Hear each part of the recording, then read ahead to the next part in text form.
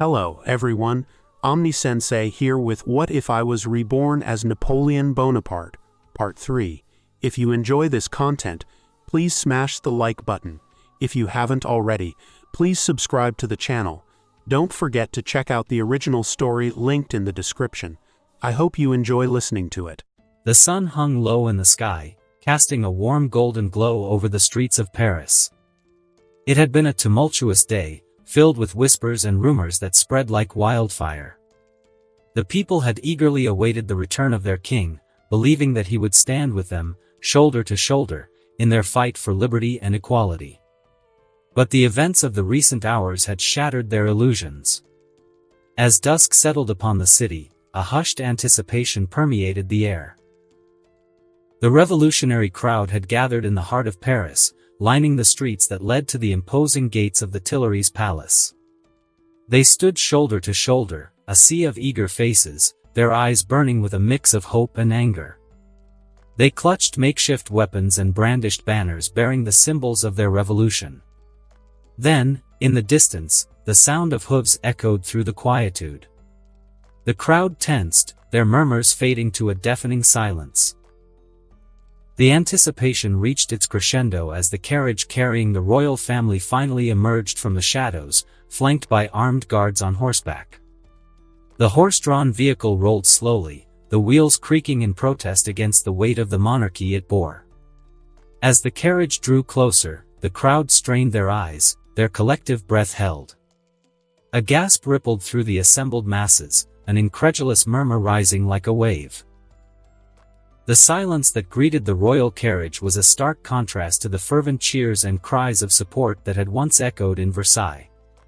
The people looked upon their king with a mixture of disappointment, anger, and betrayal. They had believed in him, put their faith in him, only to have him attempt to flee in the dead of night.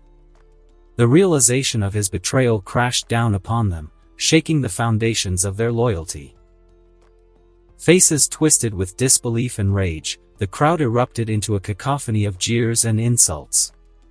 Bitter words flew through the air, like arrows piercing the heart of the monarchy. The banners that had once proudly proclaimed their allegiance to the king were now torn and trampled underfoot, symbols of shattered trust. At that moment, the hopes of the people crumbled, replaced by a simmering anger that threatened to ignite the streets of Paris. The revolution that had burned so brightly in their hearts now took on a darker shade, fueled by the perceived betrayal of their king. The king's last hope of gaining back the people's trust was now gone. A month later, on July 15, 1791, the National Constituent Assembly had convened within the grand halls of the Tuileries Palace, and its members gathered to deliberate upon the fate of the monarchy. The weight of their decisions hung heavy in the air, mingling with the whispers of intrigue and the clattering of chairs being pulled into place. The room was abuzz with anticipation, a symphony of voices eager to shape the destiny of France. Robed in their dignified attire, the representatives took their seats, the somber mood casting long shadows across their faces. At the head of the chamber, the president of the assembly called the session to order. The murmurs subsided, and the room fell into an expectant silence. Esteemed members of the assembly, the president began, his voice resonating with authority, we gather today to deliberate upon a matter of utmost importance, the future of our monarchy. As you are well aware, King Louis XVI and his family attempted to flee our beloved country, an act that cast doubt upon the stability of our nation. It is our duty to decide the course we shall take. A murmur of agreement rippled through the room, punctuated by the occasional whisper of discontent. The Jacobins, their fervor for republicanism unyielding, were prepared to push for the removal of the king entirely. Their voices, brimming with revolutionary zeal, were eager to tear down the remnants of the monarchy and forge a new path. One of the prominent Jacobin representatives, Maximilien Robespierre, rose from his seat. Honored colleagues, we cannot ignore the glaring betrayal of our king. His attempted escape has exposed his true nature, a monarch who seeks to evade the will of the people. I implore you, let us cast aside the shackles of monarchy altogether and embrace a republic. France deserves a government truly of the people, by the people. An impassioned murmur spread among the Jacobin faction, their eyes gleaming with fiery determination. The room seemed to hold its breath, awaiting the response from the other members of the assembly. A measured voice, resonating with wisdom and caution, arose from the opposite end of the chamber.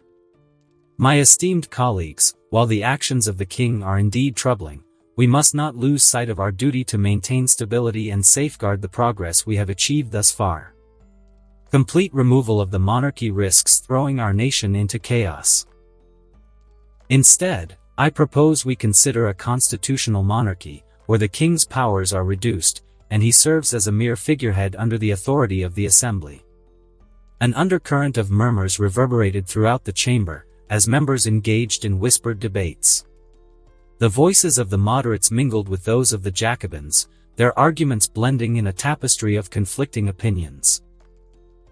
The atmosphere crackled with tension, the weight of responsibility pressing upon each representative's shoulders. Finally, the president raised his gavel, commanding attention once more. Gentlemen, it is time to put this matter to a vote. All those in favor of reducing King Louis XVI to a symbolic figurehead under the Constitution of 1791, please signify by raising your hand. A moment of pregnant silence ensued, as eyes darted from one representative to another, gauging the resolve and conviction etched upon their faces. Slowly, hands began to rise, one by one, signifying a tentative agreement with the proposition. The president's gaze swept across the room, observing the votes cast and the will of the assembly taking shape. In favor, the majority, the president announced, his voice resonating with the weight of the moment.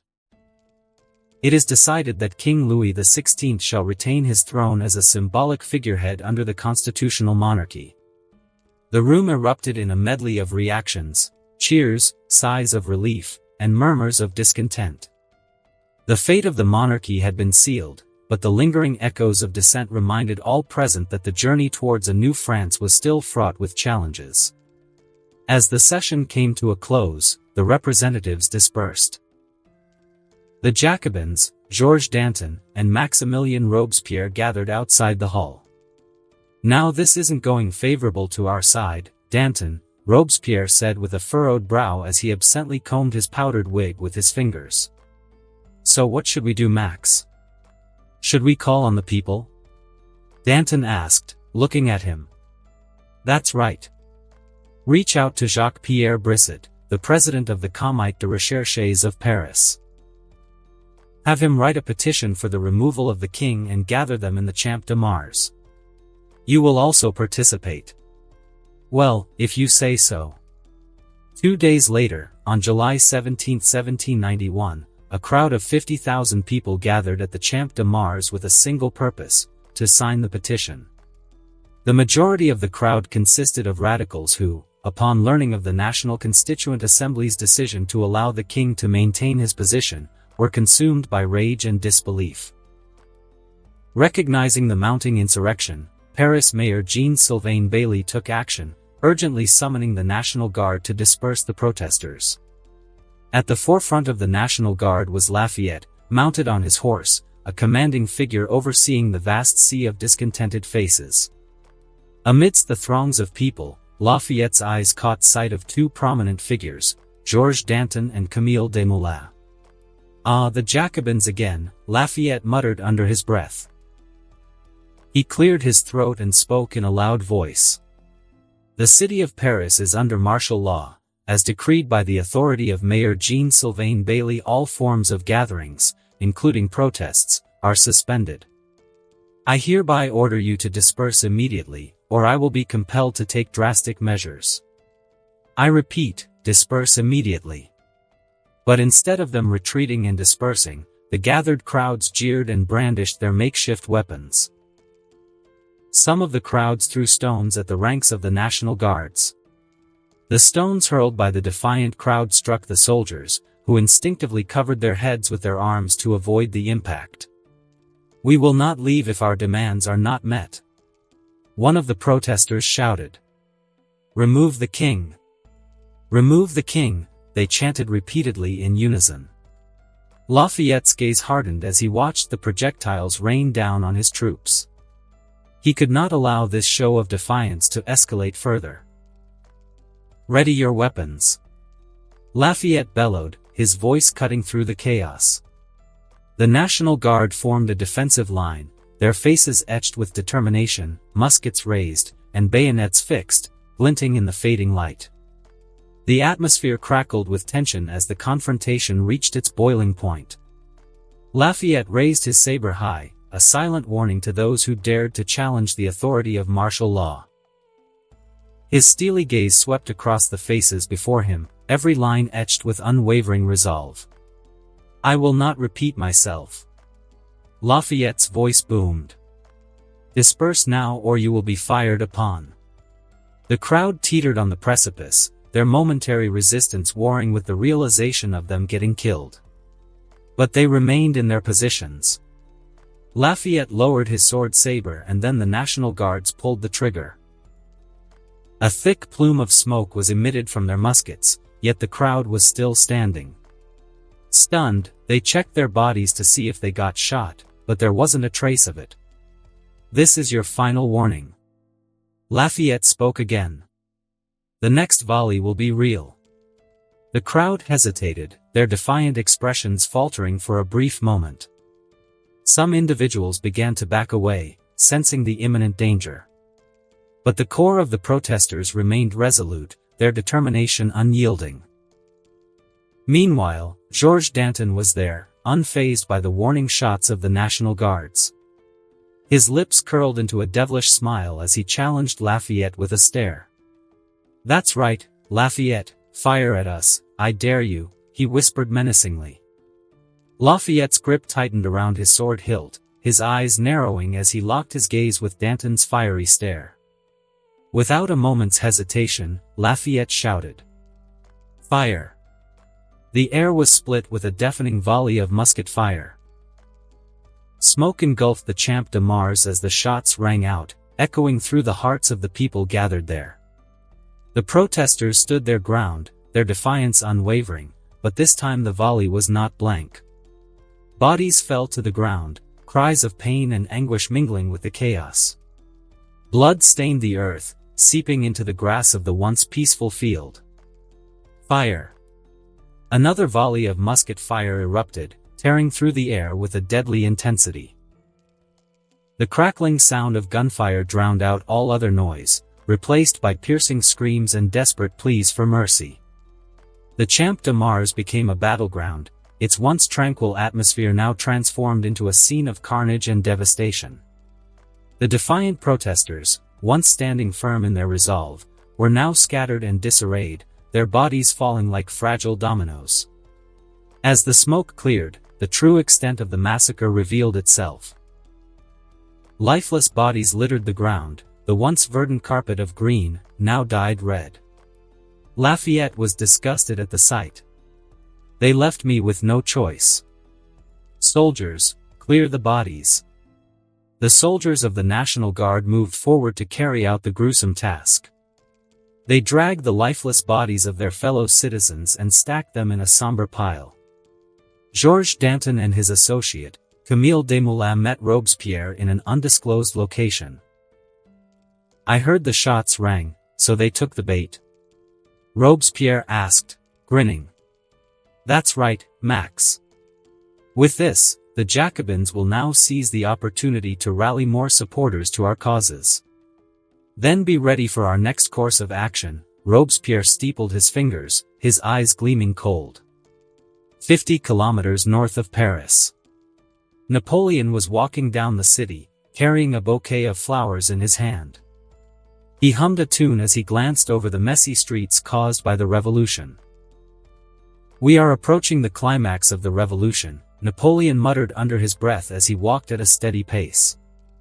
"The massacre in the Champ de Mars has only proved that there is a deep division within the National Constituent Assembly, with the Jacobins calling for the removal of the king and the moderates who wanted the king to remain as a figurehead. The events unfolding in this world are unfolding similar to his real world. If things were to continue, then next year, the Austrian Empire would wage war with France, starting the War of the First Coalition, and then leading to an insurrection of 1792 where revolutionaries stormed the Tuileries Palace as they were enraged by the threat of the Duke of Brunswick, where he explicitly told that he would burn Paris to the ground if anything happens to the king.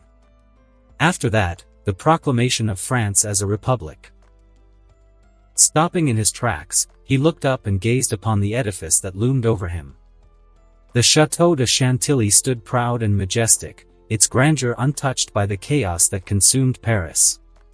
Napoleon had heard stories of this magnificent estate, a symbol of aristocratic opulence and cultural refinement. The history of the Château de Chantilly stretched back centuries, its origins tracing back to the Middle Ages. Originally a fortress, it was gradually transformed into an elegant chateau by successive generations of the prestigious Montmorency family. Don't tell me, Ciela bought this? As Napoleon approached the entrance, an old man in a black suit, seemingly in his late 50s, walked towards the gate. "Good morning, Monsieur Napoleon," he greeted as he opened the intricate metal gate. Napoleon offered a polite nod in response. He recognized the man. It must be Ciela's butler, Jacques Beaumont. He learned from him in one of Ciela's letters. "Good morning. Is Ciela inside?" Napoleon asked as he stepped through the gate. "Ah, Monsieur Napoleon," Beaumont replied with a courteous bow.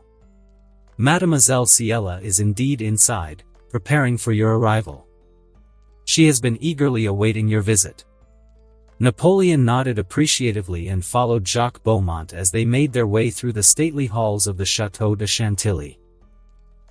The opulence and refined beauty of the estate surrounded him, offering a stark contrast to the tumultuous streets of Paris. It was a sanctuary, a refuge from the chaos outside. And as Napoleon entered the grand salon, his eyes were immediately drawn to Ciela standing in the center of the room, bathed in the soft glow of sunlight streaming through the ornate windows. Her radiant presence captivated him, her every movement exuding grace and elegance.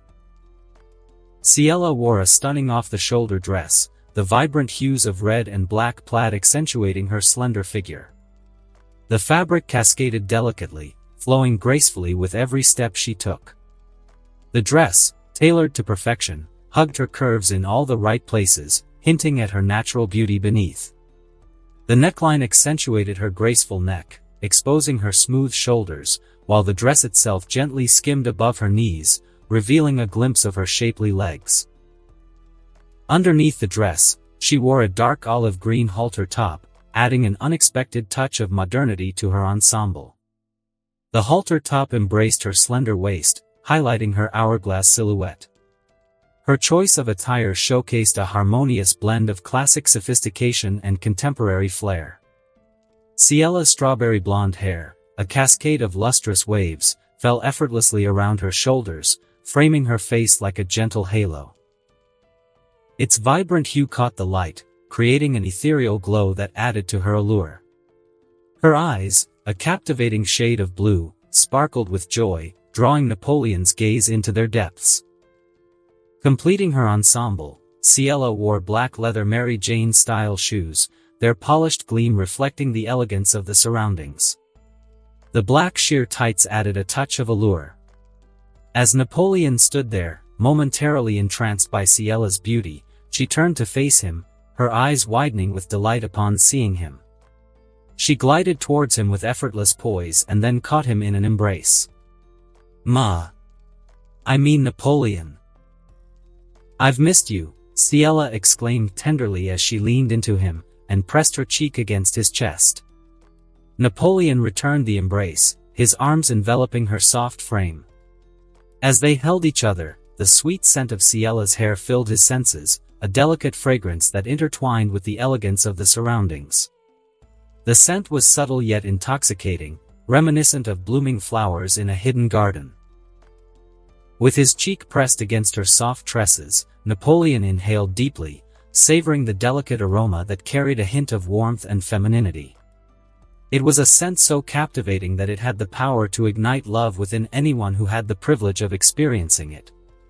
Even though Napoleon was used to the intoxicating scent of Ciela's hair, he couldn't deny that each time he inhaled its fragrance, it stirred a profound emotion within him. Breaking away from their embrace, Napoleon held Ciela at arm's length, his eyes fixed upon her radiant face. "I heard things are getting crazy in Paris that I couldn't help but feel the urge to come here to see if you are okay," Napoleon said. Ciela's cheeks blushed at Napoleon's words, and a tender smile graced her lips. "Really? You are not teasing me, right?" Napoleon chuckled softly. "Why would I do that? I was genuinely concerned for your safety. Still, it's been 6 years since we last saw each other." That's right, for the last 6 years, the two had been separated after Napoleon graduated from the École Militaire. Upon his graduation, just as history played out in his world, he became the second lieutenant of the La Fère artillery regiment. He served in Valence and Auxonne until after the outbreak of the French Revolution in 1789. In actual history, Napoleon sought to gain favor from an influential figure in Corsica, Pasquale Paoli, who fought for Corsican independence and was an associate of Carlo Bonaparte. However, Paoli harbored no sympathy for Napoleon due to his father's perceived betrayal of the Corsican people. As a result, Napoleon spent 3 years in Corsica doing nothing before being summoned back in 1792. But in this world, Napoleon didn't return to Corsica, instead participated in small skirmishes against royalists around the country. Though insignificant, Napoleon was able to apply what he had learned from the military school and learn from it, as he knew in the future, he would fight important battles that would decide the fate of France. So in short, in the last 6 years, Napoleon performed his duty as a military personnel and served France. But for Ciela, it was different. Ciela became what is now known as an industrialist. She was the one who managed the railroad business that she and Napoleon started in the early years of 1786. With the help of investors from high society, a series of railway construction began throughout the country. Although Ciela would receive instruction from Napoleon, Ciela proved herself to be a natural leader, guiding the expansion and success of their railway enterprise. But that rise would stop in the year 1789 when the revolution erupted in France. The chaos and uncertainty of the revolution had posed significant challenges to Ciela's business ventures. The political climate had become volatile, with the shifting power dynamics and constant uprisings making it difficult to maintain stability and secure investments. It was a great challenge that she faced. But she was determined not to let the revolution destroy everything she had worked so hard to build for her master. Ciela knew that adaptability and resilience were key to overcoming the obstacles presented by the revolution. One of the tactics she employed was to establish strong connections and alliances within the revolutionary factions. She recognized that aligning herself with influential figures who held sway over the political landscape could provide protection and stability for her railroad enterprise.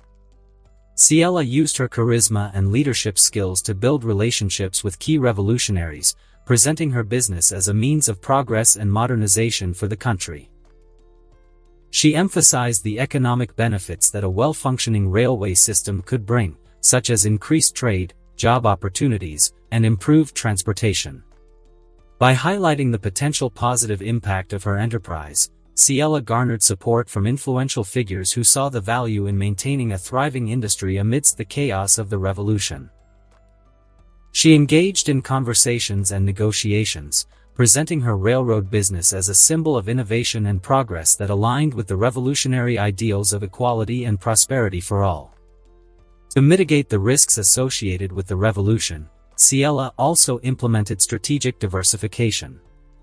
She expanded her business beyond just railways and ventured into other sectors that were less vulnerable to political upheavals, such as clothing, textiles, and manufacturing.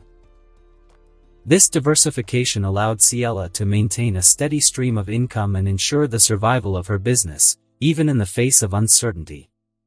But of course, this was a story told by Ciela from one of her hundreds of letters, and he was impressed by her abilities and skills. He wondered what Ciela's job was in the original world. Aside from VTuber, she could possibly be a businesswoman or something that is similar to that. Nevertheless, Ciela proved to be an invaluable asset for him. Her achievement may have overshadowed him, making him a bit insecure.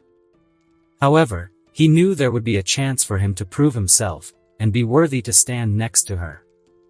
"Oh, you see this cloth that I'm wearing?" Ciela asked, snapping Napoleon out of his reverie. "It's going to be in the next season's fashion collection.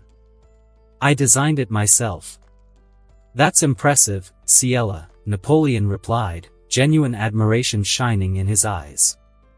He looked around his surroundings again and spoke. "So this chateau, how much did you pay for it? It must have cost a fortune." Ciela chuckled, a mischievous glint in her eyes.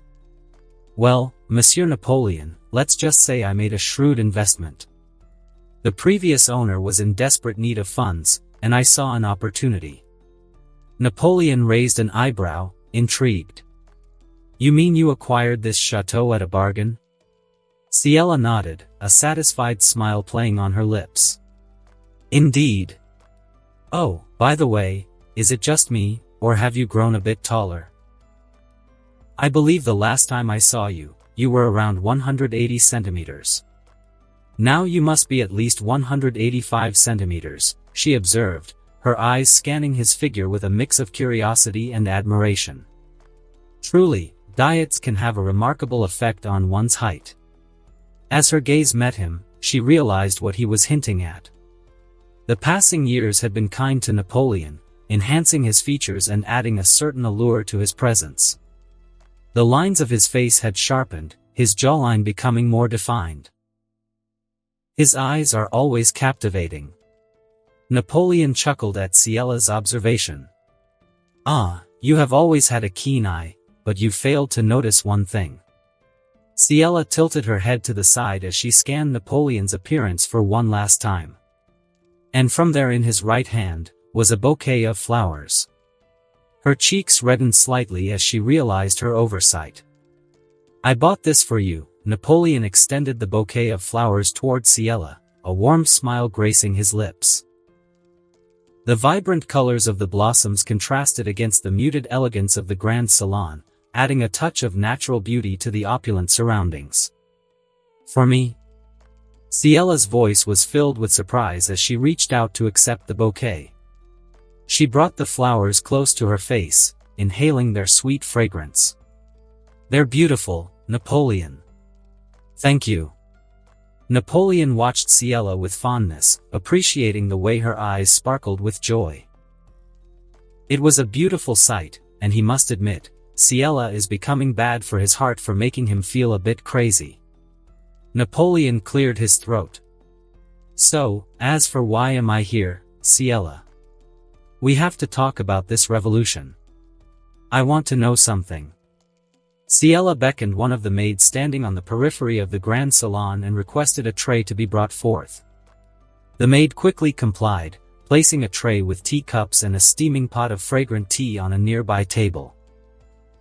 "Thank you," Ciela said, her eyes flickering to Jacques. "Jacques, could you please take this flower and place it in my office?" she instructed. Jacques nodded and took the bouquet from Ciela's hand, giving a polite bow before leaving the room with the flowers. As the door closed behind him, Napoleon and Ciela settled on a pair of ornate chairs near the window, overlooking the chateau's sprawling gardens.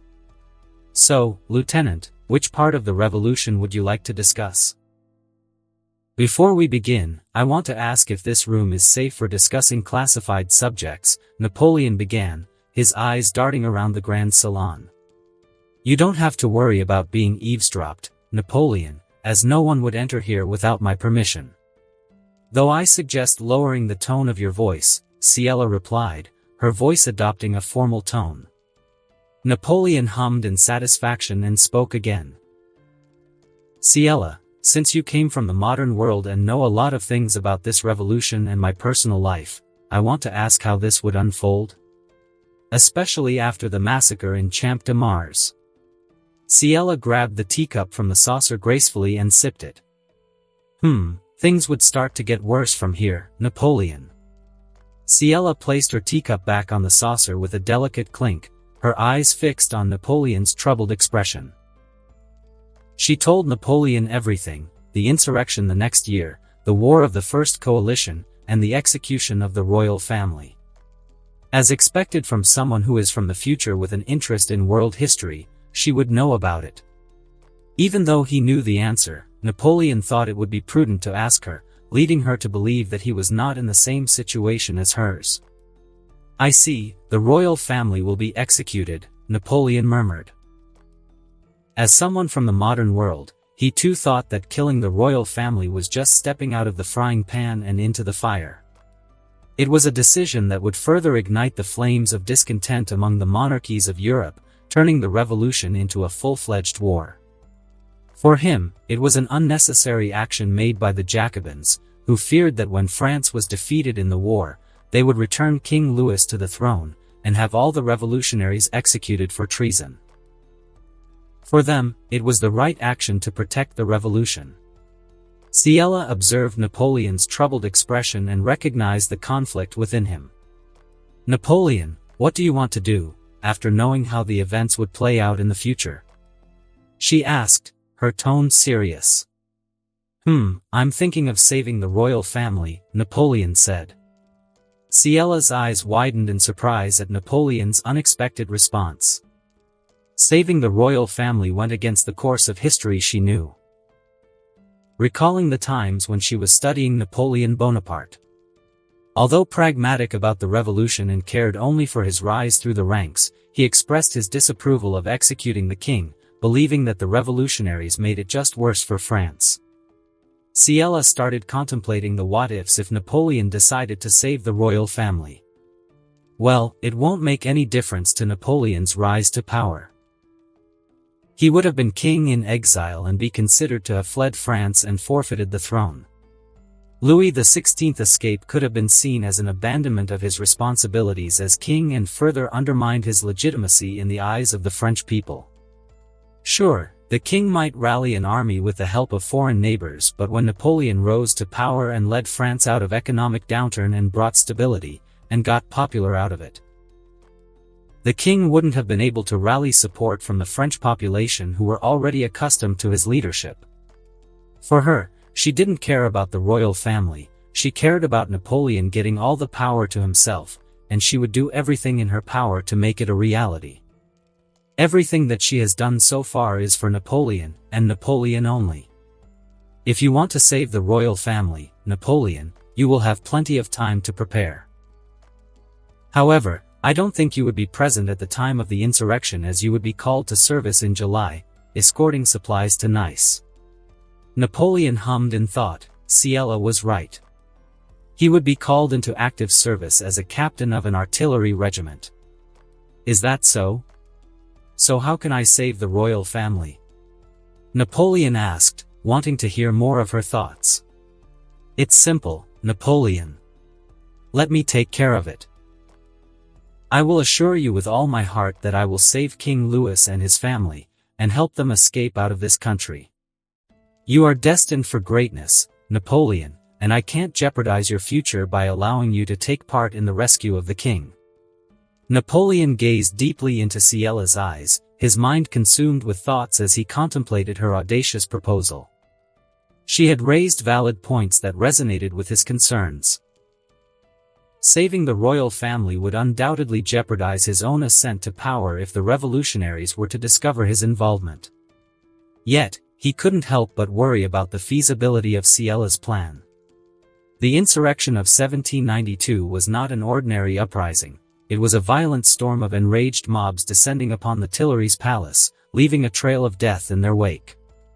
Despite having taught Ciela martial arts, he knew all too well the dangers that lay ahead in such a perilous mission. Ciela noticed the turmoil swirling in Napoleon's eyes as he grappled with the weight of his decision. She understood his concerns and the risks involved in attempting to save the royal family amidst the chaos of the impending insurrection. And that made her feel special. Napoleon genuinely cared for her, and she could imagine Napoleon telling him not to go forward with it. Napoleon opened his mouth and spoke. I want no mistake. Ciela's eyes widened again. It was different from what she imagined. Nah, Napoleon. Are you not even worried about my safety? Ciela asked, stammering. Napoleon simply rose to his feet and walked towards her. And then, he extended his hands and patted her on the head. Ciela, I trust that you will be able to pull it off. You are the only woman so far that has managed to surprise me at every turn. Of course, I care about you, that's why you must proceed with caution so that you can return to me. Ciela grabbed Napoleon's hand, stopping it from moving on her head. Moa, stop patting my head, you silly, I'm not a kid. Oh my, you don't want it? Napoleon smiled mischievously, his eyes gleaming with warmth. But I thought you enjoyed it. Ciela blushed, her cheeks turning a faint shade of pink. She quickly averted her gaze, trying to hide her embarrassment. It's not that I didn't like it, you dummy. Well, at least let me stroke your hair for a while. I missed stroking it since we separated, Ciela said.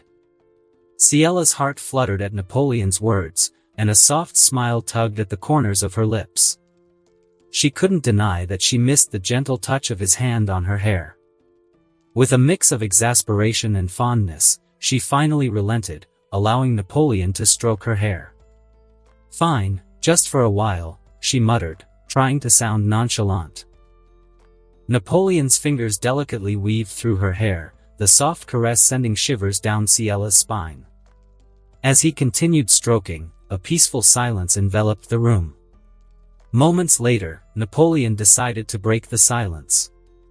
Ciela, I want you to show me around this chateau. Ciela turned her head slightly, her eyes meeting Napoleon's intense gaze. Ciela felt a rush of warmth coursing through her veins as Napoleon's eyes locked with hers. There was a certain intensity in his gaze that sent her heart racing. She nodded in response to his request, her voice barely above a whisper. Of course, Napoleon. Napoleon released his hold on her hair and stood up, extending his hand toward Ciela. She took it without hesitation, feeling a surge of excitement and anticipation.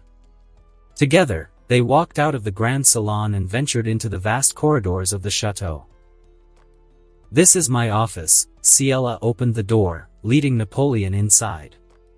As they stepped into the room, Napoleon's eyes scanned the space, taking in the meticulously arranged surroundings. The office was immaculate, each item in its designated place, radiating an aura of order and efficiency. The walls were adorned with elegant paintings, adding a touch of sophistication to the room. A soft, pleasant scent lingered in the air as if a bouquet of freshly picked flowers had been placed nearby. Napoleon couldn't help but be reminded of the delicate fragrance that seemed to embody Ciela herself, graceful and alluring. His gaze then fell upon the desk, where stacks of papers were neatly organized. Each document appeared to be meticulously sorted and labeled. The sheer number of papers on the desk caught Napoleon's attention. The stack seemed to go on endlessly, hinting at the countless hours of research and preparation that Ciela had devoted to her work. Curiosity got the better of him, and Napoleon approached the desk, his fingers lightly grazing the surface of the papers. They were business reports, sales reports, financial analyses, drawings of clothes for her apparel business, the latest scientific journals published by members of the French Academy of Sciences, and a lot more that he didn't bother looking at. You sure work so hard, Ciela, Napoleon said as he turned to face her. Aren't you overexerting yourself with all these endeavors? Ciela chuckled bashfully. Well, it certainly is a lot to handle, Napoleon. Over the past 4 years, our ventures in railroads, coal, and iron mining have taken off, propelling us into a flurry of growth and expansion. I must admit, there are moments when it feels overwhelming. Napoleon nodded understandingly, recognizing the rapid pace at which their projects had flourished. I know, I can only imagine, Napoleon smiled warmly, his eyes reflecting admiration. About the railroads, I heard the other countries started building their own. You are right about that, Napoleon, Ciela confirmed. Somehow, the British, Prussians, Austrians, Russians, and the United States were able to make their own railroads based on your steam locomotive designs. Even though we have been careful to keep it a secret, it still leaked out, and now railroads have become a global phenomenon, even your steam engines, and techniques of mass-producing steel. Napoleon could only chuckle, amused by the thought of his once exclusive designs now spreading across the globe. This gave him crucial insights. He would adopt more stringent measures to protect technologies that he would introduce in the later stages, especially military ones. Well, what's done is done. Perhaps we can talk to them and have them pay royalties for using our design rather than outright stealing it, don't you think? Ciela considered Napoleon's suggestion, mulling over the idea of negotiating with the countries that had adopted their designs. She knew that securing royalties could provide financial compensation and recognition for their contributions. After a moment of contemplation, she nodded in agreement. "I will write a correspondence to each and one of them, Napoleon," Ciela said. "So, let's continue the tour." Ciela led Napoleon out of her office and into the grand hallway of the Château de Chantilly. He followed her as they ascended a sweeping staircase, their footsteps echoing through the hall. Entering a corridor adorned with ancient portraits, Ciela led Napoleon to a set of double doors. She pushed them open to reveal a lavish bedroom, the centerpiece of which was an intricately carved four-poster bed draped in sumptuous silk. "This is my bedroom," Ciela said. "Nice," Napoleon exclaimed softly, admitting the French Renaissance-style interior that exuded elegance and comfort. He stepped further into the room, his eyes tracing the intricate patterns and delicate details of the furniture.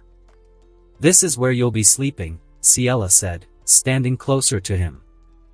"How about you?" Napoleon asked. "Isn't that obvious?" "Of course, we'll share the same bed," Ciela replied with a mischievous smile, her eyes sparkling with a playful light. "I'm sure you don't mind, right?" Napoleon felt a rush of warmth surge through him at her words, and a tender smile spread across his face. "Well, I don't mind at all." Ciela's cheeks flushed with a rosy hue, and she twirled strands of her hair nervously between her fingers. "I didn't expect that you would agree to it so easily, Napoleon," Ciela said bashfully. "Why wouldn't I?" Napoleon replied with a teasing grin. "You are the one who brought it up, leading me to believe that you are comfortable with the idea." Ciela covered her face and squirmed. Anyways, any place you'd like me to see next?" Ciela peeked through her fingers, her cheeks still tinged with a blush. Well, the library. It's one of the best parts of the chateau," Ciela replied, regaining her composure. "Follow me." Napoleon eagerly followed Ciela as she led him through the grand hallway and down a corridor lined with ancient portraits. They reached a set of ornate double doors, and Ciela pushed them open, revealing a magnificent library bathed in soft, golden light. The room was adorned with floor-to-ceiling bookshelves, filled with leather-bound volumes. "This is the library of Château de Chantilly. Often I would spend my time here alone, reading old books." Napoleon walked slowly, running his fingers along the spines of the books as he scanned the titles. Philosophy, history, science, poetry. The library contained works from various disciplines and eras. "Of course, this is not the best part of this chateau, Napoleon," Ciela said. "There's still more to see outside." Napoleon looked up from the books, his curiosity piqued. "Outside?" Ciela's eyes sparkled with excitement as she took his hand and led him toward a set of glass double doors at the far end of the library. They stepped out onto a spacious terrace that overlooked a breathtaking landscape. Rolling hills stretched into the distance, adorned with vibrant greenery and colorful flowers that danced in the gentle breeze. Napoleon surveyed the garden, his eyes tracing the meticulously manicured hedges, the intricate patterns of the flower beds, and the moat that surrounded the chateau. It was beautiful. Napoleon's gaze lingered for a moment until he veered slowly to Ciela, who stood next to him with an admirable sense of satisfaction on her face. He couldn't help but be captivated by her radiance amidst the enchanting surroundings. The curves of her lips, and the softness of her smile seemed to mirror the beauty of the garden itself. It was as if the world had conspired to create a perfect harmony between Ciela and the idyllic setting surrounding them. He placed a hand on his chest, and felt the thumping of his heart, quickening its pace. Even more quickly when Ciela turned to look and offered the most beautiful and sincere smile he had ever seen. And at that moment, Napoleon felt a sudden urge. He leaned forward and then, he gently pressed his lips against Ciela's. Ciela was surprised at Napoleon's sudden move, but she allowed herself to be swept away by the intensity of the moment. Her initial surprise melted into a blissful surrender as she reciprocated his kiss, her lips molding perfectly against his. Seconds later, Napoleon broke the kiss, his eyes locked with Ciela's as they both caught their breath. "Napoleon!" Ciela uttered, completely overwhelmed by the rush of emotions that surged within her. "I'm sorry, I didn't know what happened," Napoleon murmured, his voice filled with a mixture of apology and uncertainty. He took a small step back, his eyes still fixed on Ciela, searching for any signs of discomfort or confusion. Ciela's expression softened as she reached out and gently placed her hand on his cheek. "It's okay, Napoleon," she reassured him with a tender voice. "I didn't expect it, but I'm not upset." "Are you sure?" Ciela smiled and nodded. "Yes, so now that you've kissed me, should I take it as your confession?" "I'm not sure," Napoleon said, averting his gaze. "I'm not even in a position to be your partner. I'm just a second lieutenant." That was true. Ever since he arrived at this place, Napoleon felt insecure about the achievements she had gathered. Although most of the invention was his, it was Ciela who did all the work.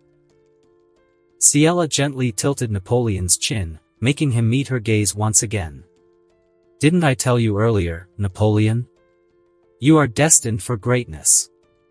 That's right, he may not be the real Napoleon Bonaparte, but he was confident that he can achieve the same glory as him. His heart kindled with ambition, blazing with determination. Napoleon took a deep breath, finding strength in Ciela's unwavering belief in him. "Then allow me to fulfill that destiny." After that kiss, things got a little weird between them.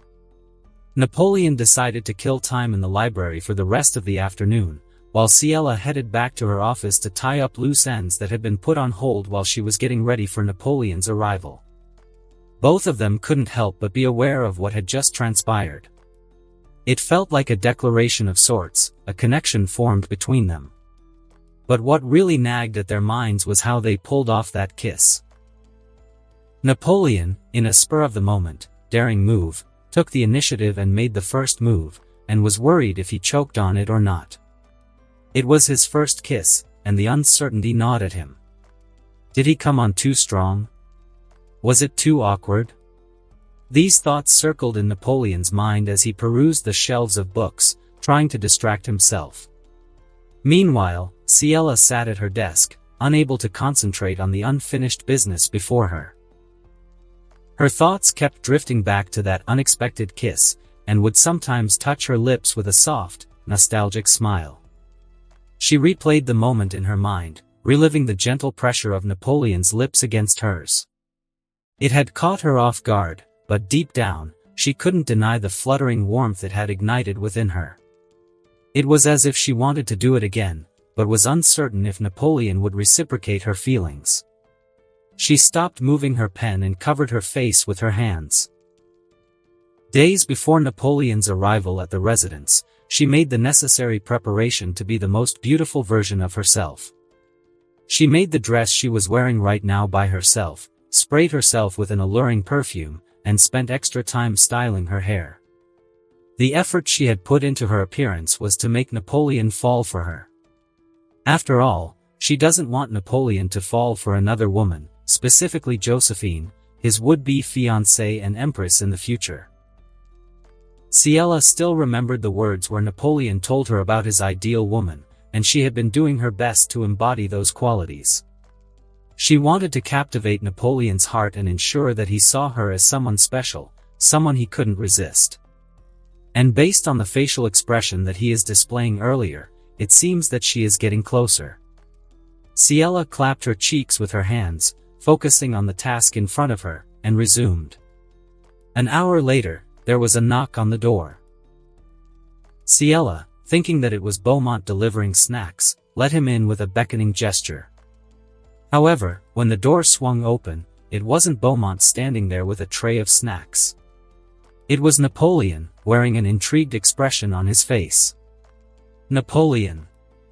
Ciela was startled, her hand instinctively sorting through her thoughts as she tried to regain her composure. Her heart thudded in her chest as his appearance caused her to remember the kiss that they shared earlier. "Sorry, is it not the best time?" Napoleon asked, looking at Ciela's desk that was filled with documents. No, Ciela fumbled her hand, hastily pushing the papers aside and standing up from her chair. "How can I help you?" Napoleon took a step closer, his eyes never leaving Ciela's face.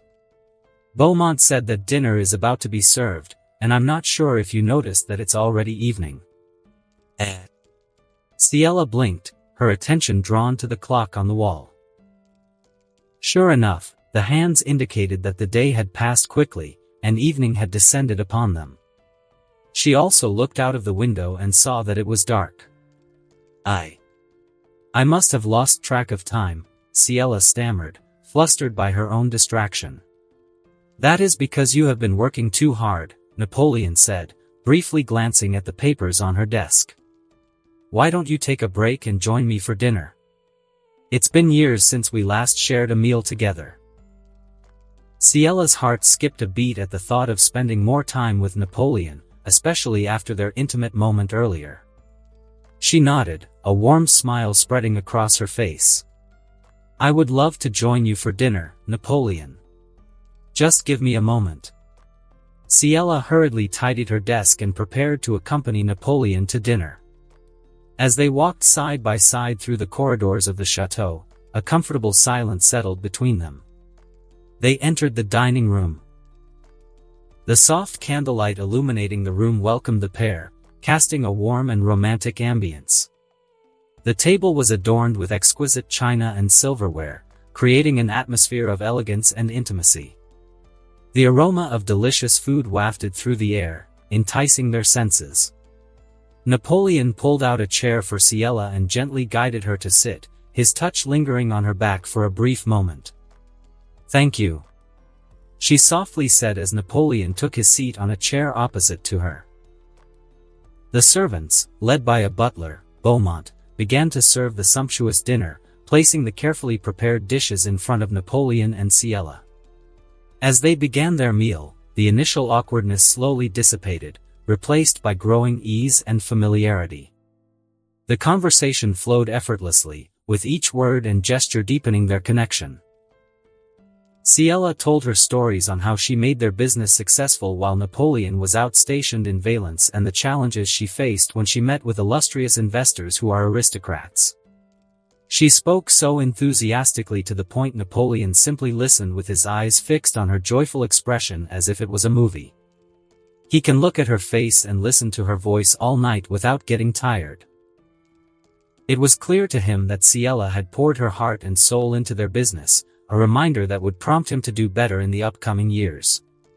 An hour later, their dinner concluded, with the servants cleaning up the table and leaving Napoleon and Ciela alone in the dining room, who were still chatting. "How about you, Napoleon? How was the military?" "Well, as you can see, it was not as exciting as your story. Nothing much happened. I was stationed in Valence until the revolution where I participated in keeping order." Ciela mused. "Maybe one day you'll share a future military campaign with me." "You'd be the first to know," Napoleon replied with a playful smile. "Oh, while I'm staying here, I'll help you run the business." "Well, you'll have a lot of catching up to do.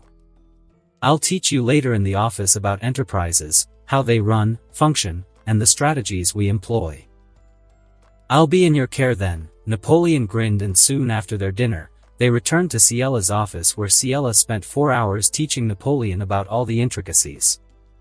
Napoleon committed himself to learn from Ciella, absorbing every piece of knowledge she shared with him. He jotted down notes, asked questions, and engaged in lively discussions about business strategies and future plans. But at one point in time, Ciella was noticeably becoming tired. She would occasionally close her eyes and tip her head forward while speaking, only to snap back into focus and continue the conversation. "Okay, that is enough." Napoleon rose to his feet, closing his book. "No, there's still a lot to cover," Ciella said. "I know, but you've done more than enough for today," Napoleon said gently. "Do you want me to carry you?" Ciella's eyes widened at Napoleon's unexpected suggestion.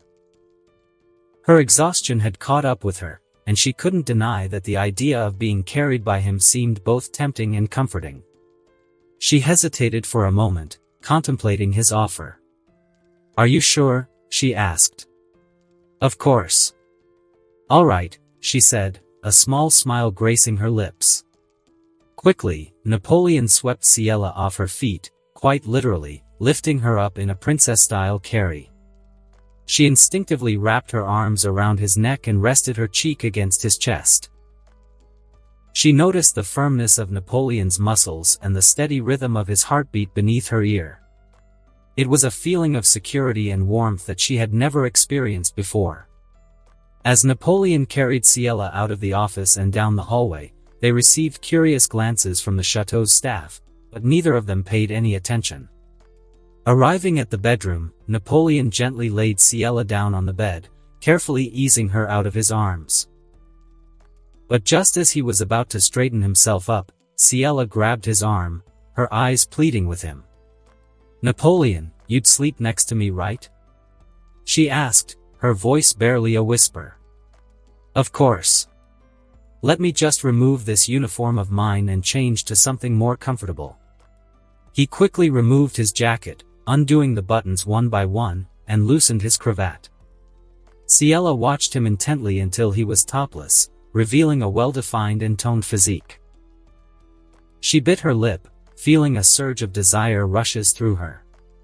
It was impossible for her to deny the attraction she felt towards Napoleon, and the sight of his bare chest only intensified her longing.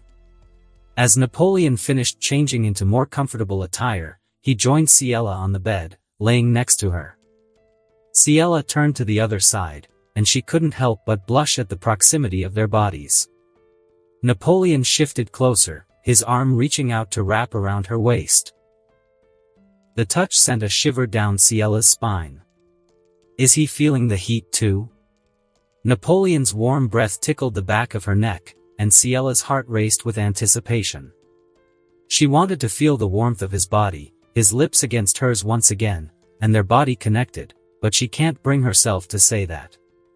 "Ciella, can we stay in this position for a moment?" Napoleon whispered, his embrace tightening. Ciella hummed a response. So Napoleon isn't feeling it, huh?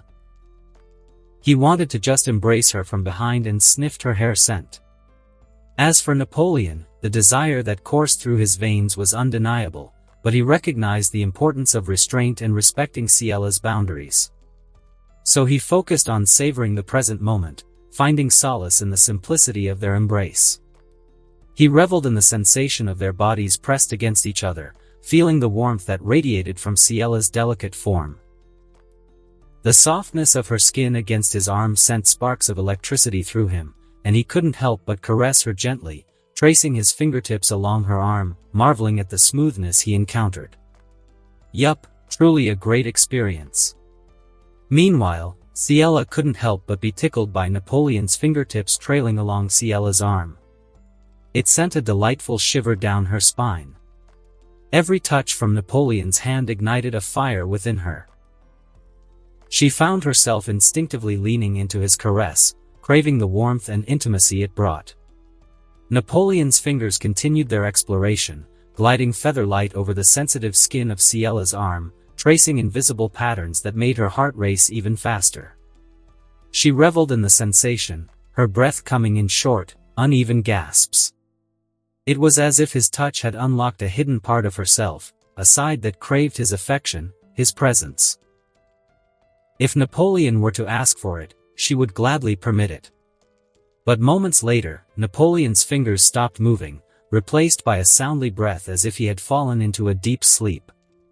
Ciella's heart sank with disappointment, her desires left unfulfilled. Careful not to disturb Napoleon's peaceful slumber, she turned onto her back, and there he saw Napoleon stir in his sleep, a faint smile tugging at the corners of his lips. His arm, which had been wrapped around Ciella, loosened its hold, finding a comfortable position by his side. As she gazed at him, a mix of tenderness and longing filled her heart.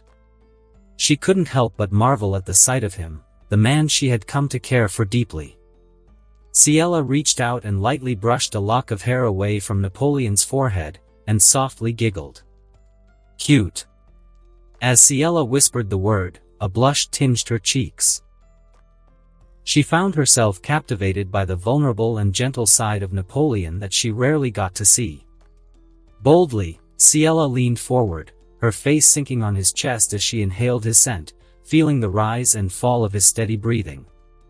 And then she found herself growing drowsy, the exhaustion of the day finally catching up with her. She snuggled closer and closed her eyes. 8 hours later, Napoleon found himself seated in Ciella's office, a rather tense atmosphere enveloping the room. Across the desk, he perused one of the reports detailing their ambitious railroad enterprise. The words on the page danced before his eyes, painting a vivid picture of progress and connectivity. He pondered aloud, his voice resonating with a mix of curiosity and intrigue.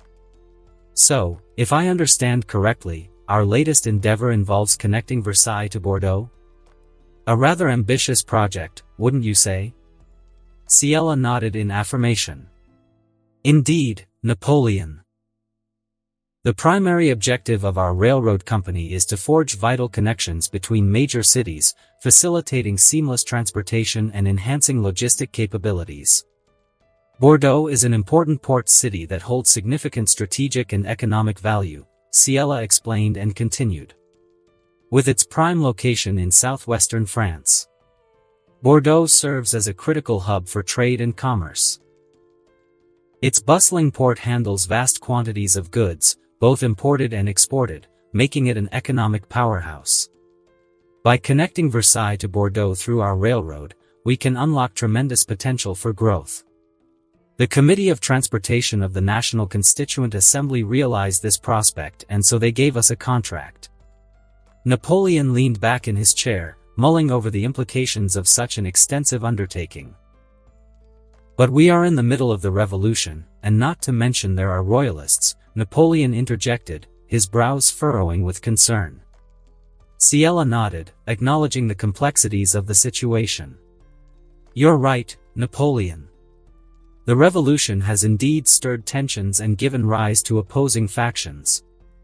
Bordeaux, being a city with a history deeply rooted in monarchy, does have its share of royalists who may see the construction as an invasion from the revolutionary government. So, what are your plans on navigating through it? We simply tell the citizens living there that this construction project is not a political one. Also, to smooth things out, we can hire local workers from Bordeaux itself. By involving the citizens in the project and providing them with employment opportunities that generate revenue for the city, there's a small chance of opposition. Napoleon hummed in satisfaction, pleased by Ciella's answer. Well, it seems like you know how to deal with them. Anyways, while I was in Valence, I was curious about something. What is it? Ciella asked. Is there a concept of fast long-distance communication in the 21st century? Napoleon revealed.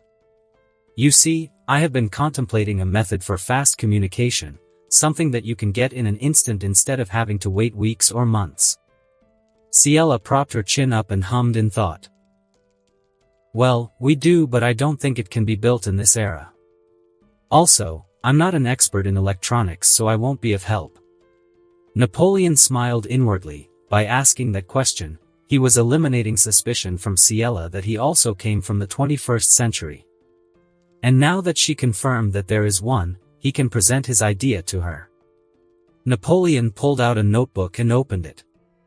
I see, because I have come up with a device. Here is the schematic. It uses electricity to transmit messages over long distances almost instantaneously. Ciela leaned forward and scanned the page, and there she saw a device similar to an appearance of a telegraph. Realizing it, her eyes widened. How was Napoleon Bonaparte able to conceive such an advanced concept? It seemed inconceivable, considering the era they were in. I have been fascinated with the nature of electricity, Napoleon shared. How it works and how it can be harnessed for various purposes. During my time in Valence, I came across scientific papers discussing the phenomenon of electric currents and their potential applications. Its interesting nature of it being able to travel through conducting materials intrigued me. I began to ponder how this could be leveraged for communication, and that's when the idea for the telegraph started to take shape in my mind. Ciela looked again at his paper, and despite her doing her best trying to understand it, she couldn't comprehend it. She may be good at history, but she is bad at science and math, a subject that she hated as it is not even going to be helpful in her job as of tuber. One thing I can say for certain is that this device looks familiar with telegraphs that were invented in the 1830s. Though I haven't delved deeper into its intricacies, it was a communication device that allows long-distance transmission. She trailed off, noticing Napoleon grinning. Why are you grinning?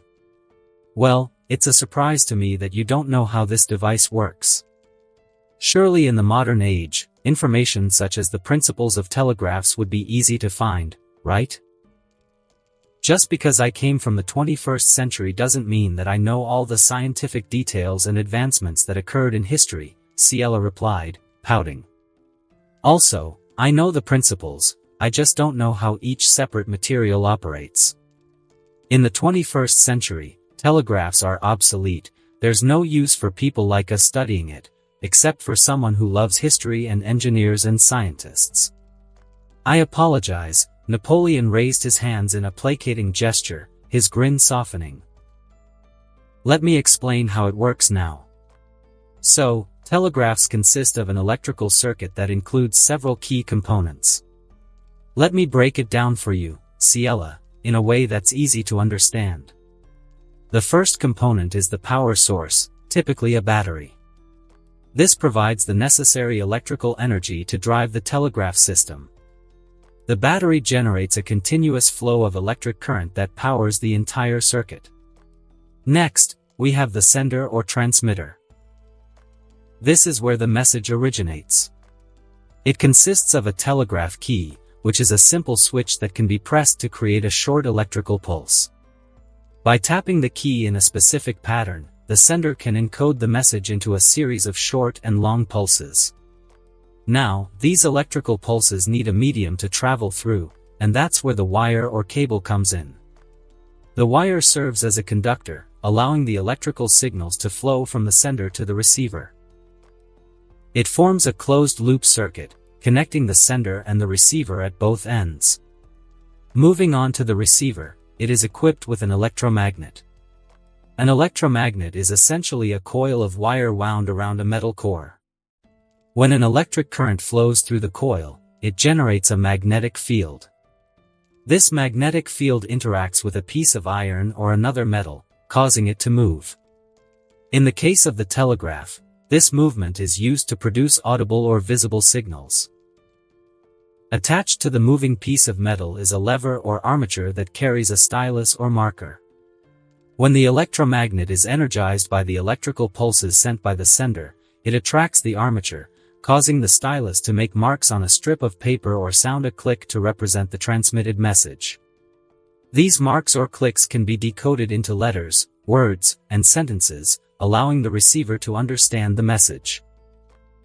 The patterns generated by this device that you call telegraph are dot and dash.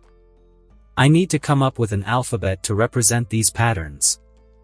As Napoleon was explaining the telegraph, she couldn't help but admire his brilliance. The way he explained it to her made it look so easy, and to think that she would learn technology from a man in the past is absolutely mind-boggling. Like, shouldn't it be the other way around?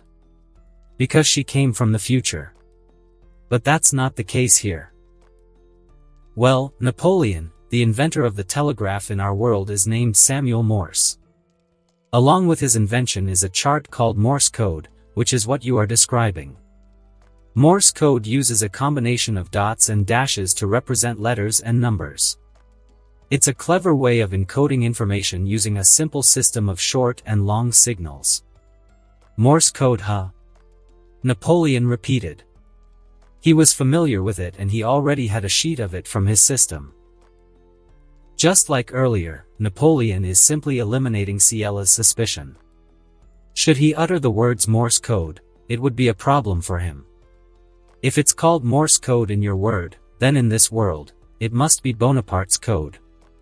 Ciella chuckled at Napoleon's suggestion, finding his attempt at humor endearing. Bonaparte's code, huh? Well, it does have a nice ring to it, she replied with a smile. Well, it is your invention, so you have the right to name it whatever you like. Speaking of invention, you don't have a prototype, right? Since my money is your money, I will give you the funds to make a prototype. And once you have the prototype, we can demonstrate it to the French Academy of Sciences. Okay, Napoleon rose to his feet and walked over to her. He leaned and planted a kiss on her forehead. What are you doing, you dummy? Ciella blurted out, her cheeks flushing with a mix of surprise and embarrassment. She instinctively reached up to touch her forehead, her fingertips tingling from the lingering warmth of his kiss. Napoleon straightened himself. Well, since we are living together, wouldn't that make us a couple? We shared a bed and we spent time together. It seems only natural to me. You don't mind, do you? You seem to be growing more bold and straightforward, Napoleon. Ciella replied bashfully. But aren't you in the beginning? You keep teasing me, alluring me, and enticing me with your charm, Napoleon said, his voice filled with playful teasing. I believe it's only fair that I do the same to you. Moa, Napoleon, you dummy. Seeing your flushed cheeks and bashful voice makes me want to give you another kiss on the forehead. Ciella's heart skipped a beat at his words, her face turning even redder. She found herself at a loss for words, her mind filled with a mix of surprise, embarrassment, and a hint of excitement. It was true that their relationship had grown closer over time, but the sudden display of affection caught her off guard. Well, for now I will pat your head, Napoleon paused, reaching out to gently pat Ciella's head. Ciella didn't protest, instead, she closed her eyes, savoring the tender touch of his hand on her hair.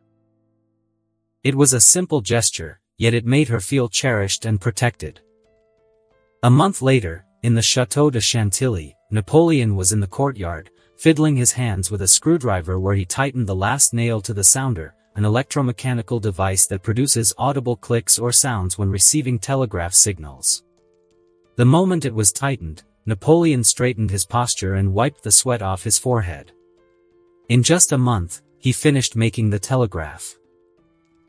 Though technically it only took him 2 weeks, because the 3 weeks were spent with him and Ciella visiting their factories and ensuring that the production is maintained despite the political upheaval happening in France. Was it done? Napoleon heard her soft velvety voice sound from behind him. He glanced over his shoulder and saw Ciella walking towards him with a plate of strawberry tart. I'm sure you are hungry, so I baked you some, Ciella said, handing him the plate. Thank you, Napoleon smiled as he took the plate and grabbed a fork to dig into the sweet treat. The first bite melted in his mouth, the tangy sweetness of the strawberries perfectly complemented by the flaky crust. Napoleon exclaimed in delight. This is delicious. I'm glad that you like it, Ciella replied, her eyes twinkling with satisfaction. She looked at the telegraph that he finished making. This is finished, right? Yup, I built the receiver in your office so that we can test it now, Napoleon said, setting aside the plate on the courtyard table. "Really? May I have the pleasure of receiving the first telegraph message?" Napoleon chuckled at Ciella's enthusiasm. "Of course. It would be an honor to have you receive the inaugural telegraph message. Without your money, I wouldn't be able to build this. But it was your invention that made me what I am now," Ciella giggled. "I'll head to my office."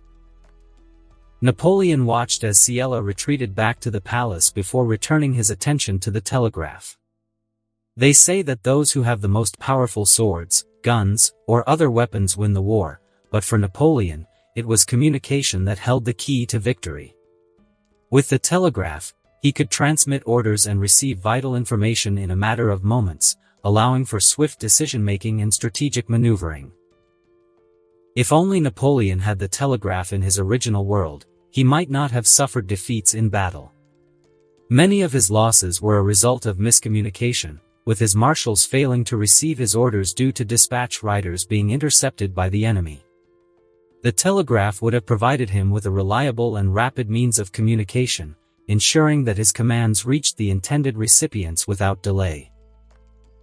5 minutes later, Napoleon was certain that Ciella was in her office, and so he decided to transmit his first message.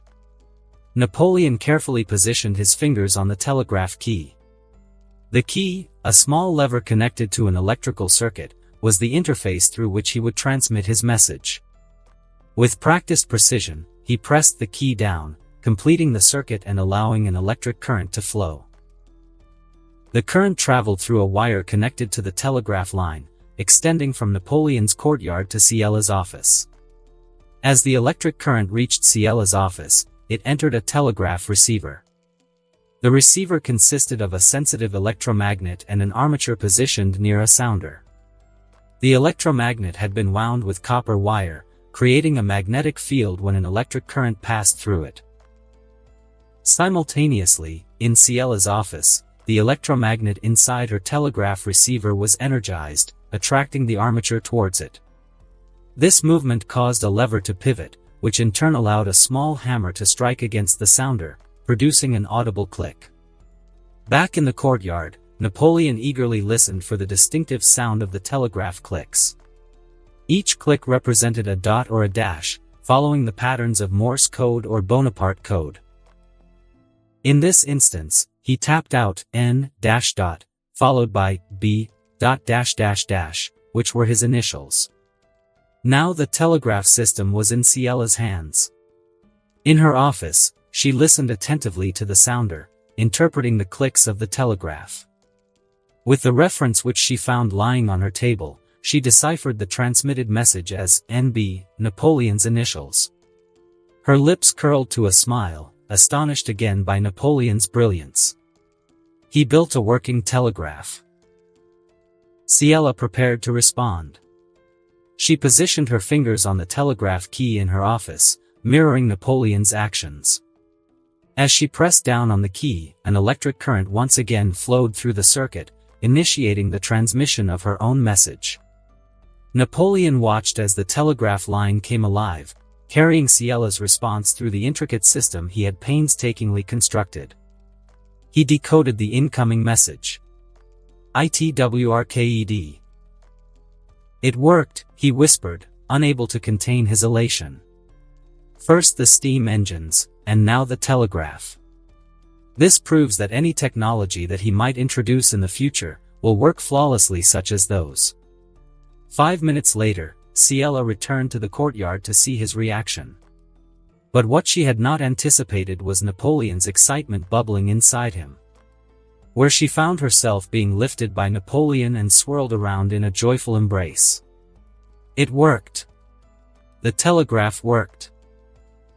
Napoleon cheered as he continued spinning.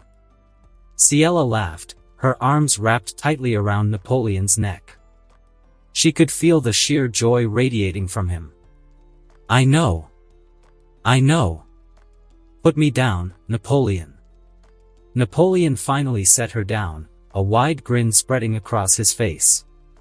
"I'm sorry, I couldn't help myself," Napoleon chuckled. 2 minutes later, their jubilant celebration settled into a moment of tranquil serenity. They found respite in the picturesque Château de Chantilly courtyard, where the fragrance of blooming flowers mingled with the gentle breeze. Ciela gracefully settled on the meticulously trimmed grass, the vibrant green blades providing a soft cushion beneath her. Napoleon, his face glowing with a radiant smile, leaned into the comfort of Ciela's lap. Her thigh was soft and warm beneath his head. He looked up at Ciela, whose face was partially obscured by her ample bosom. She tenderly stroked Napoleon's hair and gazed down at him with affectionate eyes. "This is good," Napoleon commented. "Resting my head on your thigh and gazing at your beautiful face. It feels like I'm in heaven staring at an angel." Ciela blushed at Napoleon's heartfelt words, her cheeks turning a delicate shade of pink. "There you go again saying such silly things," Ciela replied shyly. "Tell me if your thigh is getting uncomfortable, I will stand up." Ciela shook her head. "No, you can rest your head on my lap for as long as you like, Napoleon." Napoleon smiled. "Well, I will take my time then." He closed his eyes, savoring the moment. But his mind wandered to the issue France is now facing. Over the last month, Ciela had gathered information about what was happening in Paris. There were underground preparations taking place, fueled by growing discontent among the Parisian populace. Economic hardships, exacerbated by skyrocketing inflation and widespread unemployment, had pushed the people to their limits. The scarcity of bread, a staple of survival, only added fuel to the simmering anger. The streets became a breeding ground for revolutionary sentiment, as radical groups seized the opportunity to spread their message and gather supporters. Meanwhile, the Legislative Assembly, the governing body of France, struggled to maintain control in the face of mounting unrest. The deep divisions within the government, particularly between the Girondins and the Jacobins, further complicated matters. The Girondins, proponents of gradual reform and moderation, clashed with the Jacobins, who advocated for radical change and swift action. The massacre of the Champ de Mars helped the Jacobins to gain momentum, as they portrayed themselves as champions of the people against a corrupt and ineffective government. Rumors of secret societies plotting to overthrow the regime circulated among the citizens, adding to the air of tension and uncertainty. It would not be until the War of the First Coalition, where the Duke of Brunswick issued his infamous manifesto threatening to destroy Paris, that the situation would escalate into a full-blown crisis, leading to the insurrection of August 10, 1792. He opened his eyes and looked at Ciela. She assured him that she will help the royal family escape France. Despite his concerns for her safety, he still allowed her. The only thing he can do right now is trust that she will deliver the intended result. In the scorching heat of the summer of 1792, France found itself teetering on the edge of chaos. Everywhere you turned, there was tension in the air, as if a storm was brewing just out of sight. The country, once bursting with dreams of a brighter future, now struggled under the weight of internal conflicts and external threats. Inside the grand halls of the Legislative Assembly, the burden of responsibility pressed heavily upon the shoulders of its members. They were faced with an immense challenge, to guide the nation through these troubled times and bring about a resolution to the mounting unrest. The people had grown weary, their patience drained, and they cried out for decisive action. In the midst of this turbulent storm, a group known as the Girondins emerged as a moderate faction within the assembly. They believed fervently that war held the answer to mending the shattered pieces of the nation. With captivating speeches, they painted vivid pictures of a great crusade, a call to arms that would not only consolidate their power but also ignite the weary hearts of the populace.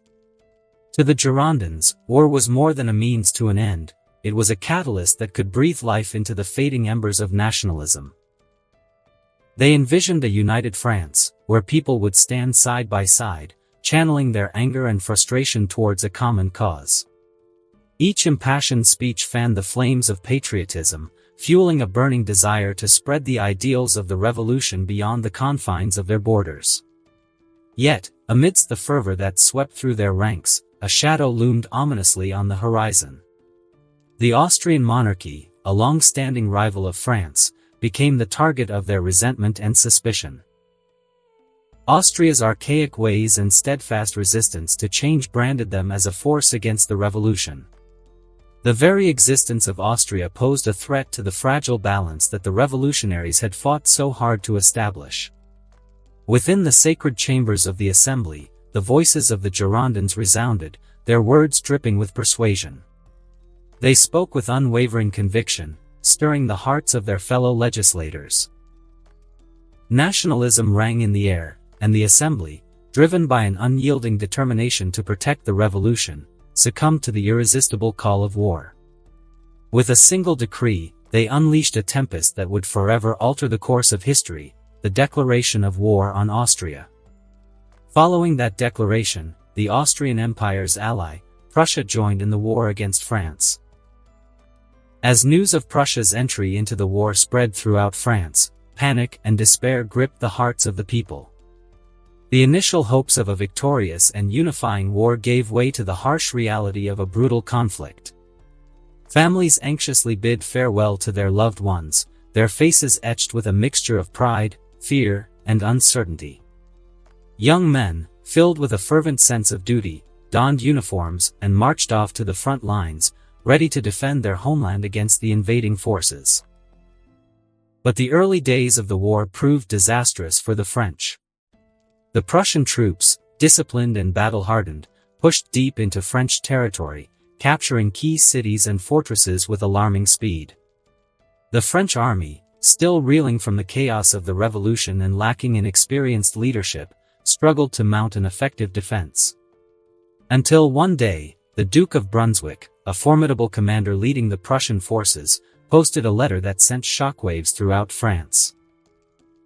The contents of this proclamation, known as the Brunswick Manifesto, struck at the heart of the revolution and ignited a firestorm of fury and defiance.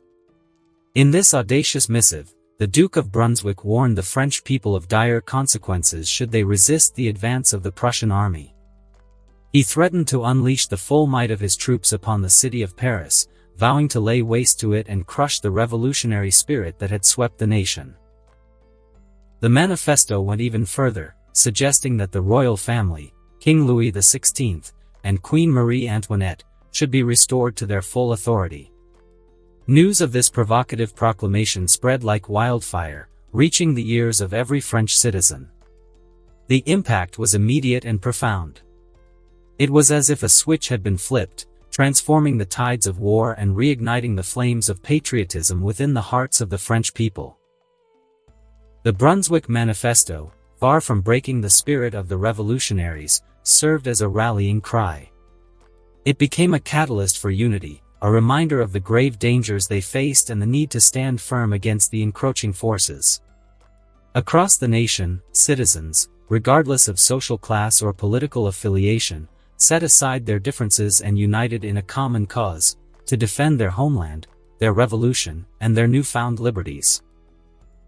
And so, on the fateful day of August 10, 1792, the people of Paris rose up with a fierce determination that shook the very foundations of the city. Men and women, armed with makeshift weapons and a burning passion for freedom, flooded the streets in a mass demonstration of strength and defiance. The Tuileries Palace, the residence of King Louis XVI and Queen Marie Antoinette, became the focal point of their wrath. The revolutionaries, driven by years of oppression and a desire for justice, stormed the palace gates, their cries for liberty reverberating through the air.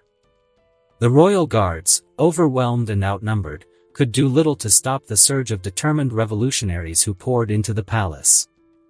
The king's Swiss guards positioned at the staircase made a stalwart defense against the revolutionaries down below.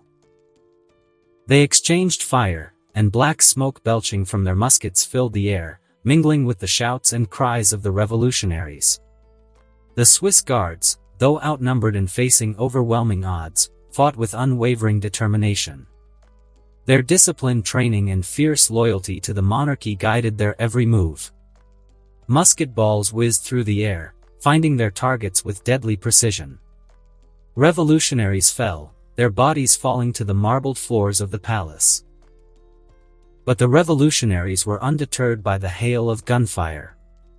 They pressed on, their numbers bolstered by citizens who joined the fight, seizing the opportunity to strike a blow against the old regime.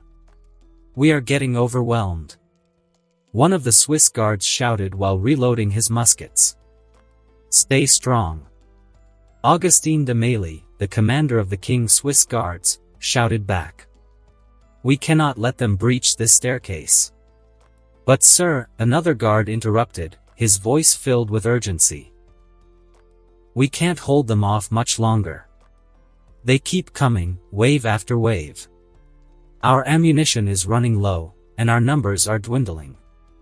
Augustin de Mailly, his face smeared with sweat and gunpowder residue, surveyed the chaotic scene before him. The palace was under siege, and the revolutionaries showed no signs of relenting. He knew that their mission to protect the king and queen was growing increasingly impossible. "How long does she intend for us to keep waiting?" Augustin mumbled under his breath. And just as he mumbled that, a masked lady dawned in a flowing red satin gown, the rich fabric billowing around her like crimson flames, leaped with a breathtaking grace to the staircase and landed gracefully. In her delicate hands, she wielded a slender stiletto, its polished blade gleaming in the dim light. Her eyes scanned the scene before her, taking in the chaos, the fallen revolutionaries, and the determined Swiss guards holding their ground. The masked lady's presence electrified the air, drawing the attention of both friend and foe alike. The revolutionaries paused momentarily, captivated by this enigmatic figure who had emerged from the heart of the battle. The guards, too, turned their gaze toward her, their wearied expressions flickering with a glimmer of hope. Augustin de Mailly, his eyes meeting hers, heaved a sigh of relief. "I'm sorry to keep you waiting. I was preparing for the royal family's carriage out of here," the masked lady said and continued. "I want you to retreat to the king's chamber and have him escorted out of here. There will be someone waiting for you outside." "Understood, but how are you going to hold the mobs and the revolutionaries?" Augustin asked. "Leave them to me," the masked lady replied. "Go." Augustin nodded in understanding. He rallied the remaining Swiss guards and headed toward the king's chamber. Meanwhile, the revolutionary guards and the mob stared confusingly at the lady in red. "You? Who are you?" one of the mobs demanded. "It doesn't matter who she is," one of the revolutionary guards said. "She stood next to the Swiss guards, therefore she must be an enemy. Kill her." One of the revolutionary guards, whose musket was already aimed at the lady in a dress, pulled the trigger. Smoke belched and the musket ball bustled forward, hurtling towards the masked lady. In that split second, time seemed to stand still as the bullet raced toward its target. But the masked lady moved with astonishing swiftness.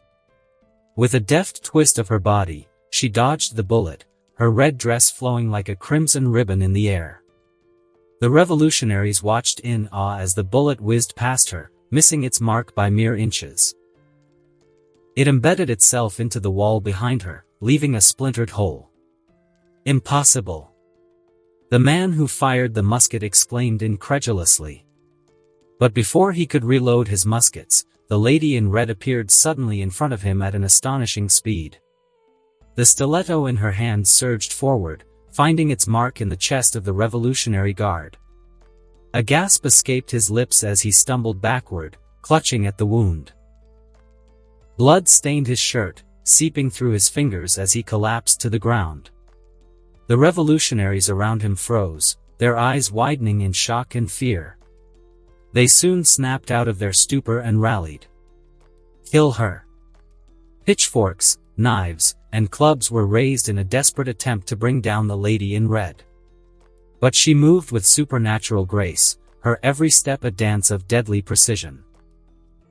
Like a phantom, she weaved between her attackers, the folds of her flowing gown swirling around her, mesmerizing and disorienting her foes.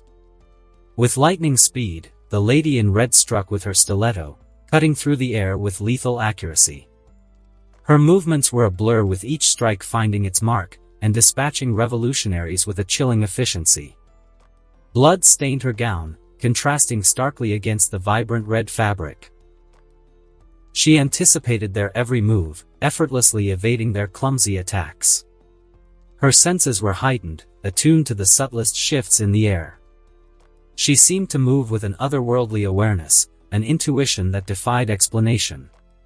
Revolutionaries fell in her wake, their bodies littering the marble floors like discarded puppets.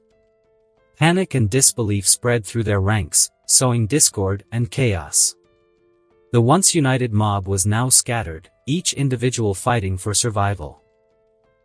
The lady in red, her eyes gleaming with determination, pressed forward. As the mob's numbers dwindled, a sense of desperation fueled their attacks. They swarmed around her, their fury blinding them to their own mortality. Yet, she remained untouchable, a phantom of destruction that danced through their midst. The lady in red spun and twirled, her stiletto a deadly extension of her arm. Blood sprayed in crimson arcs, staining the walls and floor in macabre patterns. Her movements were a work of art, a ballet of death that left her adversaries in awe even as they met their demise. But it was not finished yet. Revolutionary guards who were armed with muskets could now fire at her without the mobs getting in the way.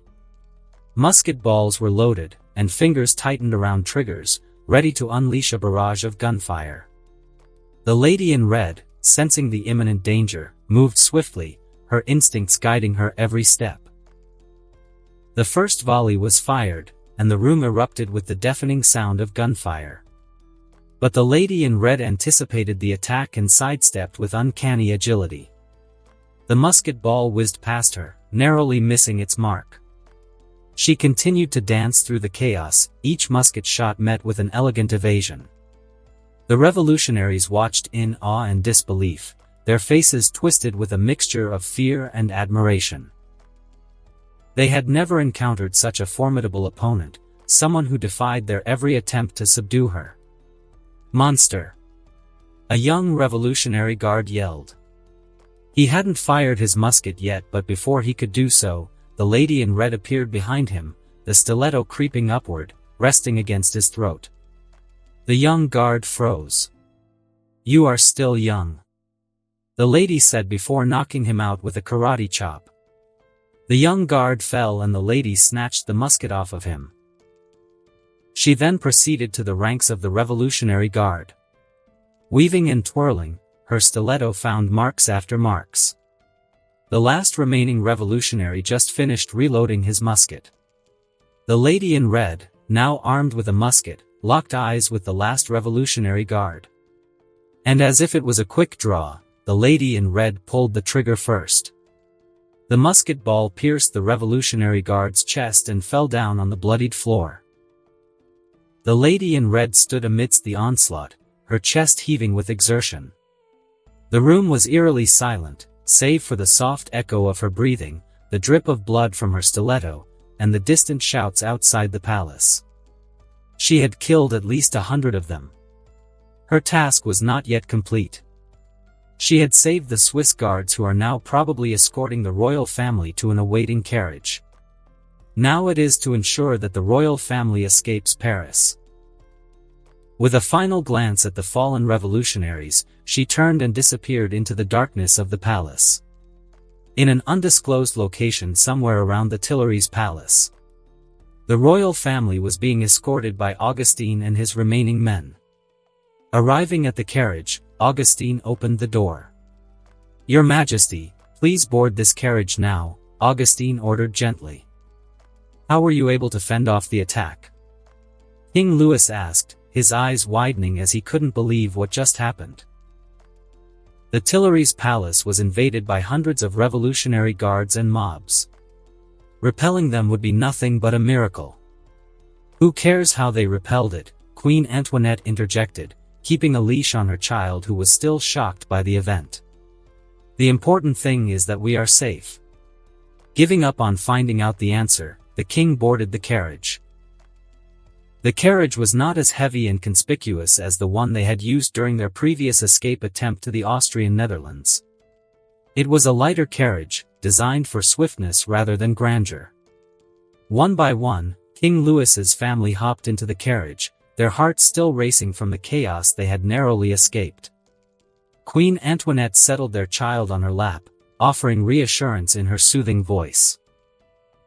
Augustine closed the carriage door, sealing them within its protective confines. Just as he closed the door, his men, who were guarding their surroundings, heightened at the approaching figure. "Who are you? Raise your hand or we will open fire," one of the Swiss guards yelled, his finger on the trigger, ready to pull it at a moment's notice. "Stand down," Augustine's voice boomed. "She's friendly, lower your weapons." The figure that was heading towards them was no other than the Lady of Red. Though she introduced herself as the Scarlet Viper when they met one another at a salon just 600 meters away from the Tuileries Palace. "Is the royal family inside the carriage?" asked the lady. "Yes, we are about to depart now. Are you okay?" "You are covered in blood," Augustine observed. "Those are the rebels' blood. I'm fine. I sustained no injury." "You better leave here immediately. The revolutionaries are still flooding the palace," she assured. "I know, and thank you for your help. I will send the half payment once the king and his family are secured in London." "Understand," the lady nodded before glancing at the carriage behind Augustine. "Have a safe journey." "Yes, and you too," Augustine said before signaling his men to prepare for departure. The Swiss guards, though still wary, followed Augustine's command and got up to their respective horses. Augustine climbed onto the driver's seat, his eyes meeting those of the Scarlet Viper dressed in a red satin gown, and armed with stiletto. He wondered about her identity, such a fearsome and strong ally she had proven to be. Yet, there was no time for further inquiries or explanations.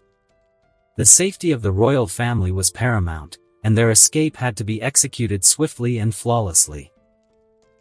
With a flick of the reins, Augustine urged the horses forward, and the carriage began its journey through the darkened streets of Paris. As the lady in red watched the carriage disappear into the distance, she heaved a sigh of relief. At last, her mission was done. She removed her mask and wiped the blood that was trickling down her forehead with the back of her hand. "Napoleon would be pleased to hear that my mission was successful. Though it would have been best to let the story unfold just like in real history, I trust his judgment. After all, I have agreed to this." With the king leaving Paris, he had lost his mandate to rule. 6 hours later, in the chamber of the Legislative Assembly, the members were stunned upon hearing the news from one of the revolutionaries that stormed the palace. The king escaped? How could that have happened? Robespierre demanded, his voice filled with anger and frustration.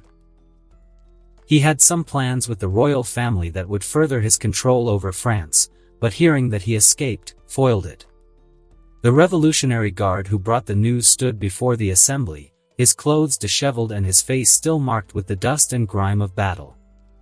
"Who is that lady in red you are referring to that appeared out of nowhere and killed all the revolutionaries present?" Danton pressed. "I don't know really, but from what I have seen, she was a monster. She killed them all easily. She moved so fast that even our weapons couldn't hit her."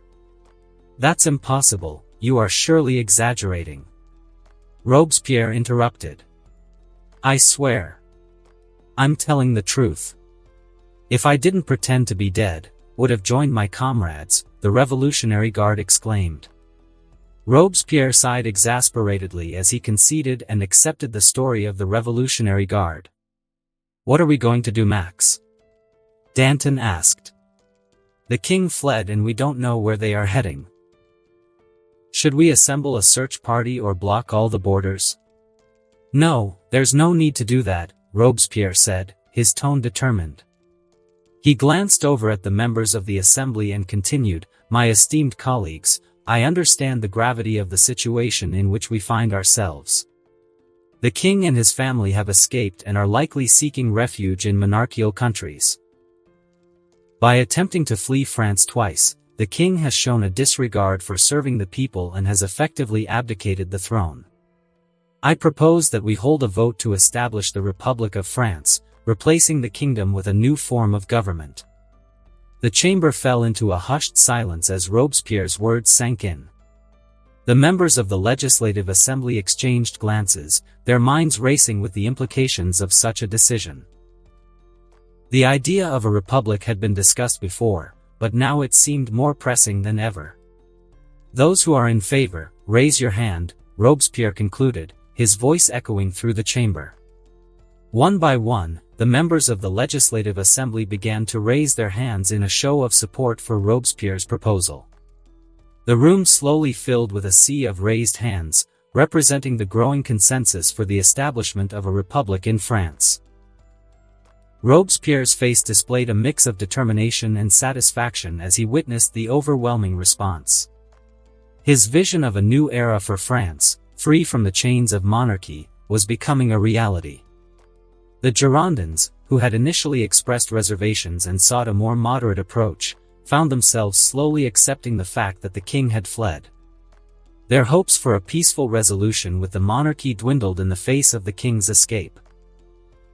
The reality of the situation began to sink in, and they realized that the establishment of a republic might be the only viable path forward. So they raised their hands in favor of the creation of the republic. As the last hand rose in agreement, a sense of both anticipation and apprehension filled the room. Robespierre took a deep breath and spoke. "The motion to establish the Republic of France has been passed by an overwhelming majority. It will take effect next month, September 21, 1792, with a new constitution that will lay the foundation for our new nation. This marks a turning point in our history, a moment where we cast aside the remnants of the old regime and embrace the principles of liberty, equality, and fraternity." And at that moment, the Kingdom of France ceased to exist. The legacy of centuries of monarchy was swept away, replaced by the dawn of a new era.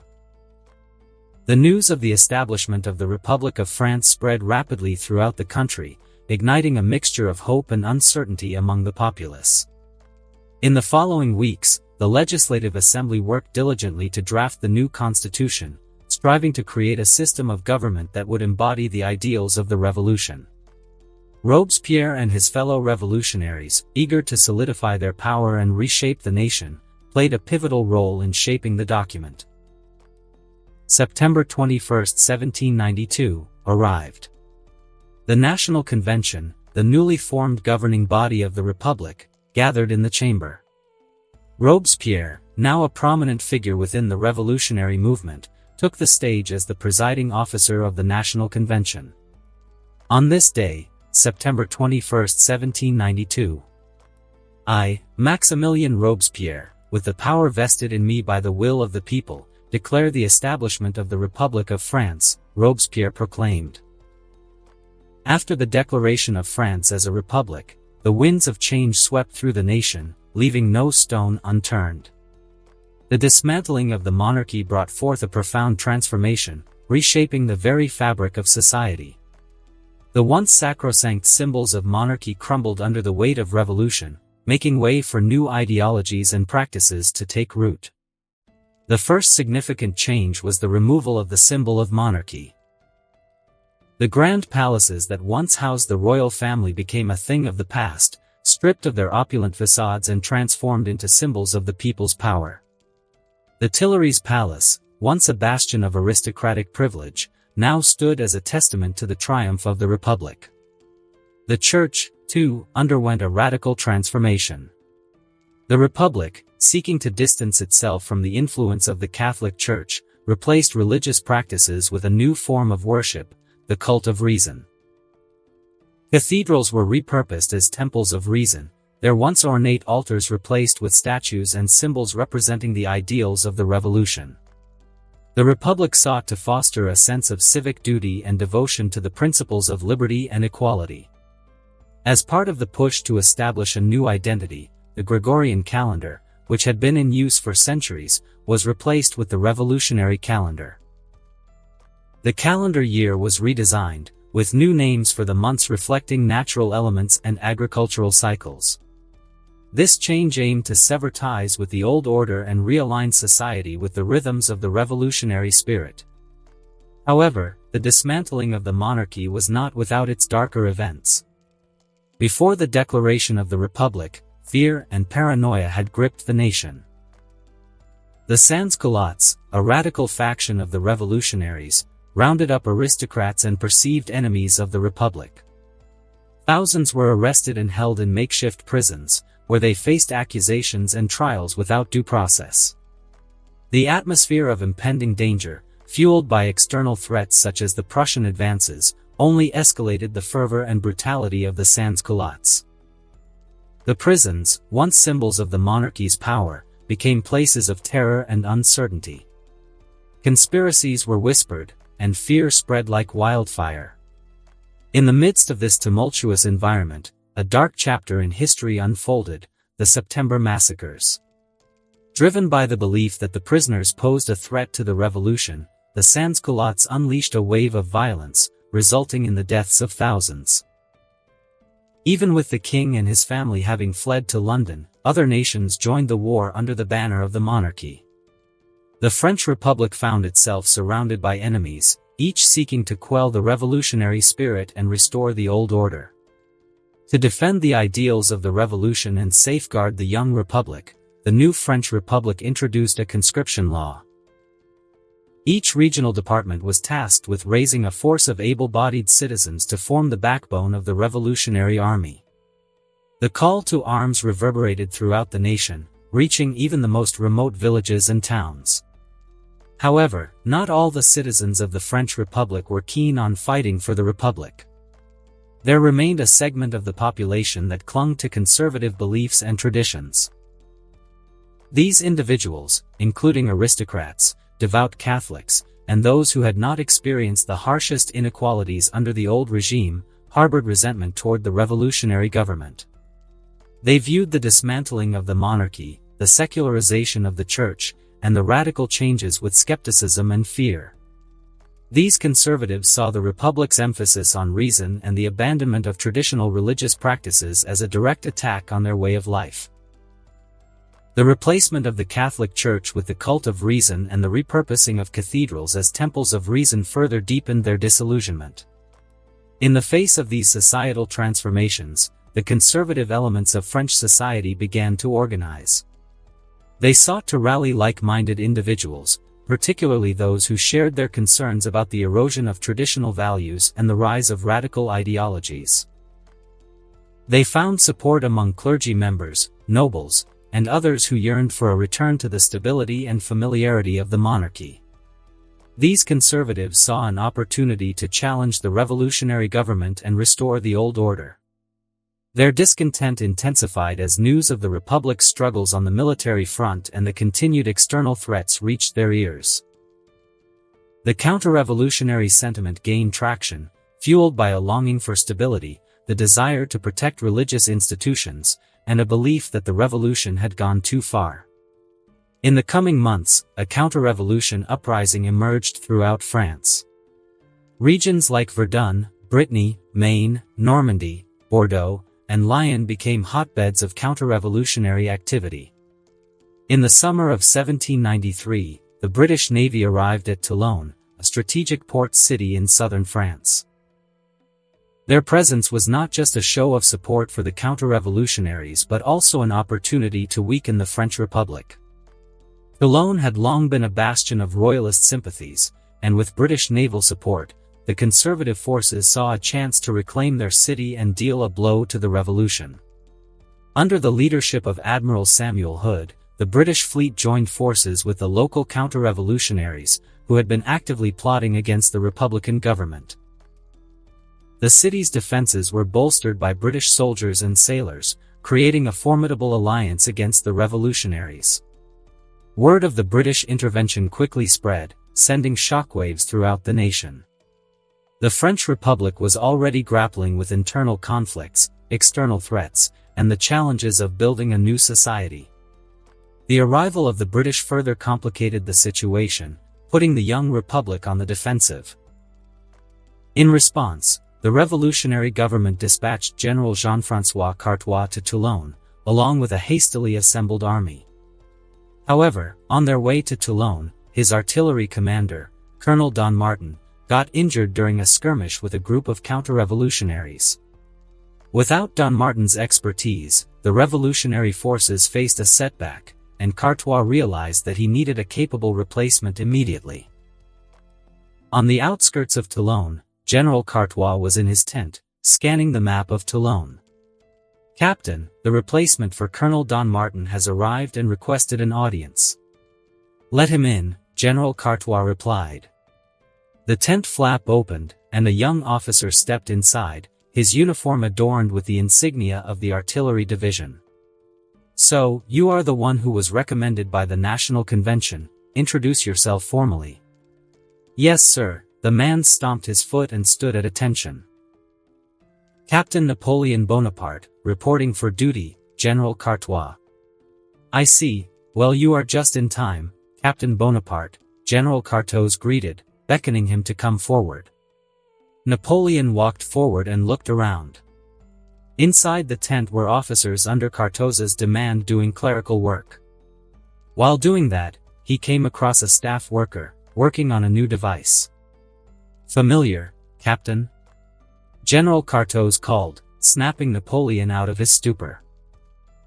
"Well, yes, it seems that the French army is adopting my invention," Napoleon said, smiling. "That invention of yours sure is fascinating. The fact that it can transmit messages from here to Paris in a blink of an eye is truly remarkable," General Cartois commented, his eyes fixed on the device. "Imagine the advantage it would give us in coordinating our troops and relaying crucial information during battles. Well, we can try it out here in this siege. If I may ask, General Cartois, do you have a plan on how we should proceed?" "To be honest, I don't have one yet." "In that case, General, can I see the map so that I can come up with one?" General Cartois laughed. "There must be a misunderstanding, Captain. You are just assigned to lead the artillery, you leave the planning to me." "But General," Napoleon chuckled, hiding his irritation behind a smile. To think that he would really say that to his face despite being put into command because of his affiliation and no military training is ridiculous. "You haven't come up with a plan yet. Do you think it's prudent that we come up with one of our objectives to retake Toulon at the soonest time possible?" General Cartois contemplated for a moment. In the letter sent to him by the National Convention, it was stated that the young captain standing in front of him was not just an average officer. He graduated top of the class at the Brienne-le-Château and École Militaire. Invented the telegraph and advanced the knowledge of thermodynamics. He admits he has no military training and got into the position because of his political affiliation. If he wanted this siege to be successful, he would need all the hands he could get. "Fine, you may have a look." Napoleon scanned the map of Toulon with scrutinizing eyes. His mind raced, analyzing the terrain, studying the fortifications, and considering the strengths and weaknesses of both sides. As he absorbed the details, a plan began to take shape in his mind. What was the latest intel about the enemy forces? Napoleon asked, though he already knew how many of them were in his system. An open communication with General Cartois would help establish mutuality. "The city of Toulon is currently under the control of a formidable enemy force," the general began, his voice resonating with authority. "Reports indicate that we are facing a combined presence of 2,000 British soldiers and sailors, along with 6,000 Spanish troops, 6,000 Neapolitans, and 800 Sardinians. It is crucial to note that there may be additional forces concealed within the city, potentially including the support of its citizens. Furthermore, Toulon boasts a robust system of fortifications, with outlying forts and redoubts effectively enveloping the city. Our own forces mustered for this campaign consist of approximately 30,000 soldiers. 30,000 soldiers may sound more, General, but it would be useless in this siege. Before I seek an audience with you, I took my time to look around and I noticed that we only have a few cannons manned by crews who aren't seemingly trained, and we are also short on gunpowder and shot. The only way to break through this siege is to get more artillery, Napoleon explained. And where do you plan on getting that?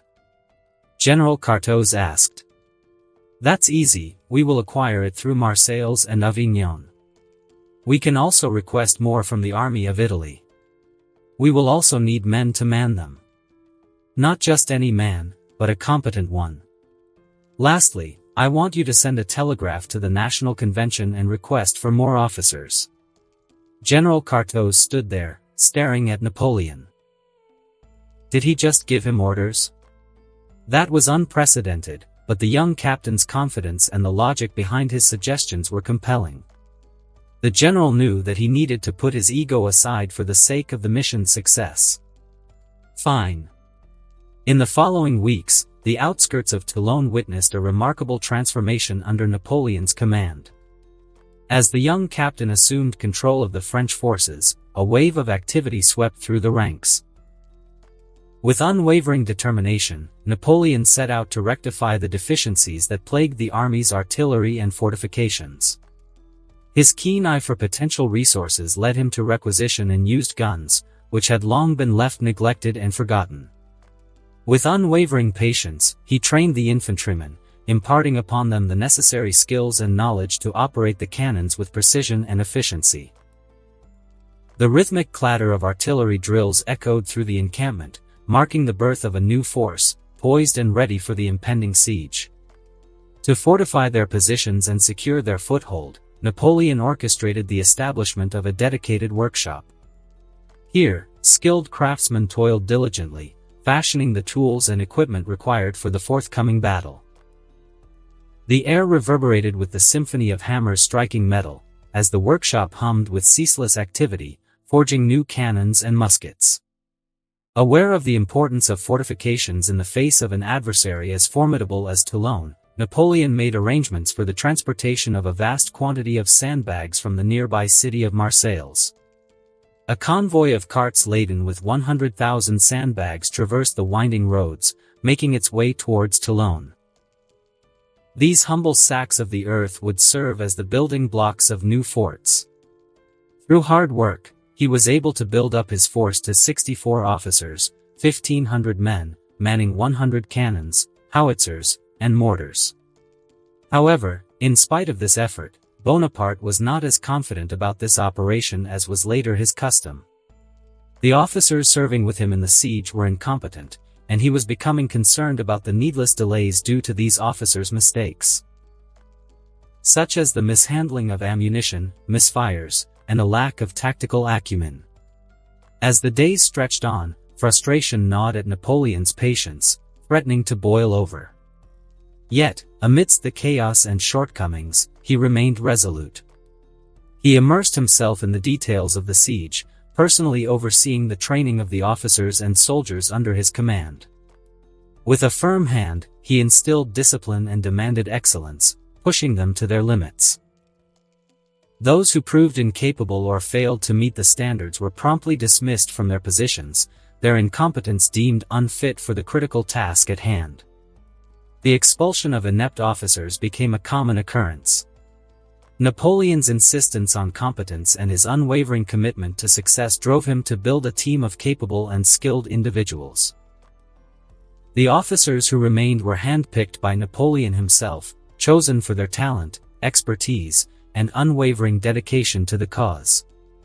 September 19, 1793. Napoleon stood on the hill that overlooked the harbor of Toulon. He peered through his spyglass and saw British and Spanish ships anchored on it. "Captain," one of his men called. "The construction for the two batteries, La Montagne and Sans-Culottes, are completed." Napoleon removed his spyglass and nodded in satisfaction. "Good." Ever since he arrived in Toulon, Napoleon followed the real Napoleon's playbook. His plan on taking over Toulon is the perfect plan there is. By positioning their artillery in range and good vantage point, the British ships would be vulnerable, forcing the coalition forces to leave the harbor and surrender the city. As he stood there, gazing at the ship, he noticed movements. He peered through his spyglass again and saw that the crew of the ships was hastily preparing for sailing. So the British have already noticed it, huh? As expected, Napoleon muttered under his breath. Satisfied that he knew their position, Napoleon returned to the military tent where General Cartouche was having a conversation with the officers. "Oh, the captain has returned. So, what did you see?" The British got scared as soon as they saw the newly built forts. They feared that we would blow their ships to bits, which is what we intended to do. So, General, this is the plan. General Cartouche, Captain Napoleon, and other officers huddled around the table, looking at the map. We are to capture these two forts. Eliguillet and Balaguer are located in the Mont-Caire. If we capture those forts, it would give us a good vantage point on the harbor. For this plan to succeed, General, I want you to give me 3,000 men. 3,000? General Cartouche's eyes widened with surprise at Napoleon's request for 3,000 men. The number seemed excessive, considering the limited resources and the scale of the operation. However, as he observed the unwavering determination in Napoleon's eyes, he understood that the young captain had a calculated strategy in mind. "Captain Bonaparte, that's a significant portion of our forces. Are you certain we can spare such a large contingent?" General Cartouche inquired, his voice laced with skepticism. "General, we have almost 30,000 men. 3,000 men is all I'm asking for." Of course, Napoleon knew that General Cartouche wouldn't send that many troops to him, which would lead to the failure of the operation and the British fortifying the position, thus prolonging the siege. He wanted to end this siege as soon as possible and move out to another city where he would fight another battle. Fine. General Cartouche reluctantly agreed to Napoleon's request. "General, I'm expecting that number to be present before the siege." "I am counting on you." "I already said fine, Captain," Cartouche reiterated. "When are we going to launch an attack?" one of the officers asked. "Once all the British ships are huddled to the port," Napoleon answered. "In 3 days. September 22, 1793. 3,000 men positioned themselves in front of Mont-Caire. The soldiers overlooked the hill as they saw a British fort looking down at them with cannons and muskets. Napoleon's horse trotted along the French lines, looking at the men who would participate in the siege. There are a lot of them, 3,000, as General Cartouche promised before retreating back to the rear. "I see that everyone is ready," Napoleon commented. "General, give the men order to charge." General Cartouche raised his hand and waved it down. The drummers responded to the signal, their rhythmic beats filling the air with an air of anticipation. The soldiers, brimming with determination, adjusted their muskets and tightened their grips on their bayonets. With one unified motion, the French army surged forward, their boots pounding against the ground, as they began their assault on the British fort. As they approached the fort, the British defenders unleashed a barrage of cannon fire and musket volleys, attempting to halt the advancing French forces. Smoke filled the air, obscuring the view, but the resolute soldiers pressed on, their unwavering resolve propelling them forward. However, something was off in the charge that left Napoleon dumbfounded. "General, why am I not seeing a full-scale assault? What are the rest of the detachment doing?" Napoleon raised his voice, demanding an answer. "Captain, you see, the plan of yours on taking over the fort is dangerous." "Dangerous? What? Are you freaking kidding me right now? That fort only houses thousands of men. I thought I had your word." "Watch your tone, Captain. I'm still the general here," Cartouche chided. "General? That title doesn't even fit you, so don't call yourself one." Napoleon's eyes narrowed, his frustration boiling beneath the surface. He had trusted General Cartouche to execute his plan flawlessly, to lead the charge with unwavering commitment. Yet, here he stood, witnessing a faltering assault that lacked the full force he had envisioned. Turning his gaze back to the battlefield, Napoleon observed the scattered movements of the troops. Some soldiers hesitated, their courage waning in the face of the British fort's fierce resistance. Others seemed disoriented and confused as things didn't go exactly as planned. Napoleon thought that at this point, he would be able to change history, that if General Cartaux were to commit his forces, the siege of Toulon would end before winter. Yet, here they are, history repeating itself. General Cartaux remained silent, watching as the battle unfolded before his eyes. The men who threw themselves in the front line fell one by one from the British rifles and cannons. "Those men who are getting killed are in your hands, General." Napoleon's voice resonated with a mix of anger and disappointment. The weight of the fallen soldiers bore heavily on his conscience, fueling his determination to salvage the dire situation. General Cartaux flickered his gaze at Napoleon, his brows furrowing in anger. "I had enough of your condescending attitude, Corsican," Cartaux retorted, his voice laced with bitterness. "One more word from you and you would be tried for insubordination." "I am the one who is having enough of your cowardice," Napoleon countered. "You should resign from your position and hand it over to someone who is deserving. And you dare bring my Corsican heritage into this battle? Just how low will you stoop, General? That's it, I'm taking over the command. Sound the retreat." The battlefield fell into an eerie silence as Napoleon's words echoed through the air. The soldiers, caught in the midst of the chaos, turned their heads toward their commanding officers, unsure of what to make of this sudden turn of events. General Cartaux's face twisted in a mix of anger and disbelief. "I said sound the retreat," Napoleon yelled, his voice cracking like a whip, jolting the soldiers out of their stupor. The command rang clear, and the French soldiers, though bewildered by the sudden change in leadership, responded swiftly. The sound of a bugle pierced the silence, signaling the retreat. The soldiers began to disengage from the battle, pulling back from the British fort under the cover of smoke and chaos. From the hills, they can hear the British cheering triumphantly and throwing down mocking remarks. Now the bloody British are alerted. "What do you think will happen now, General? This is ridiculous, changing plans at the moment of the attack." Couldn't bear to stand next to the general, Napoleon reeled the horse around and galloped away from the battlefield. With the first offensive failing, the prolonged siege is now a guaranteed event. He had to remove General Cartaux from command and replace him with another. And so, when he returned to the tent, he ordered the staff who was operating the telegraph to deliver a message to the National Convention.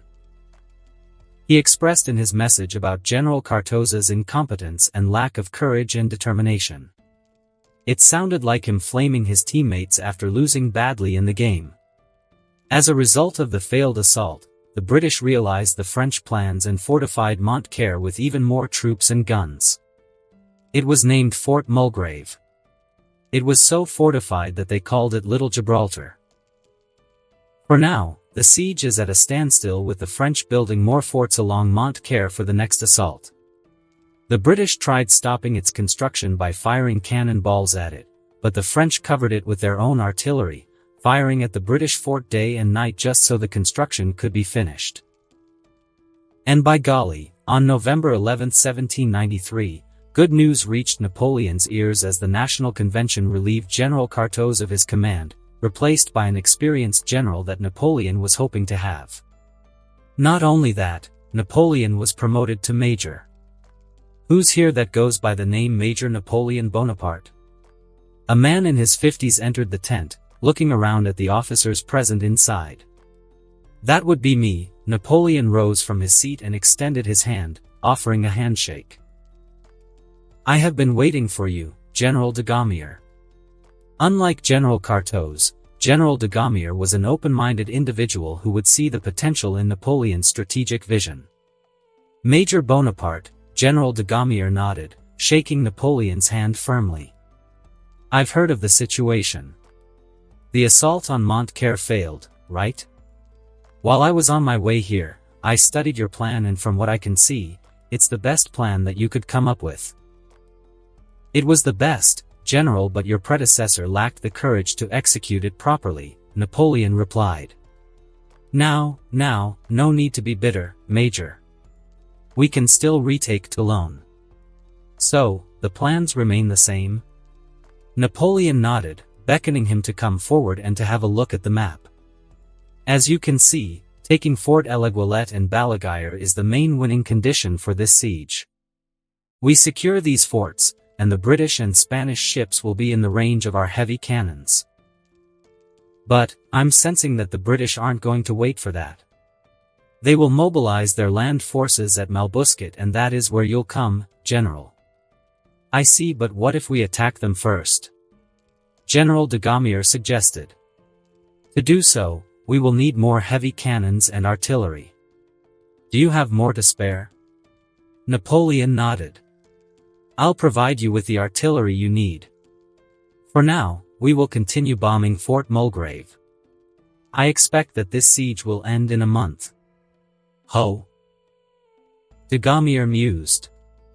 Sounding confident, Major. Very well, if you say so. With that, the French army is once again on the move.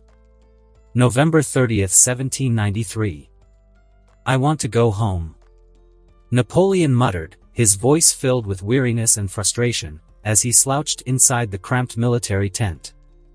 His gaze drifted absent-mindedly upwards, fixating on the ceiling as if seeking solace or answers.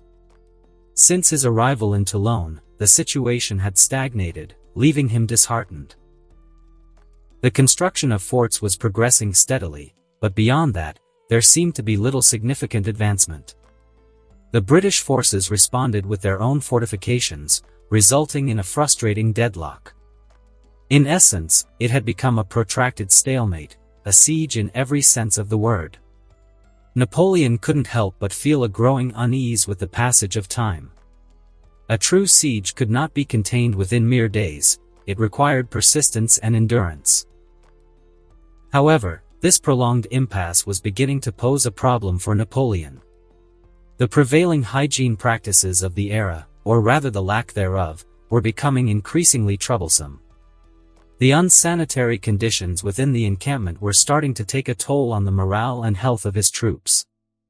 Disease and discomfort lingered in the air, brought on by cramped quarters, inadequate waste disposal, and insufficient access to clean water. The stench of decay and filth permeated the surroundings, adding another layer of discomfort to the already trying circumstances.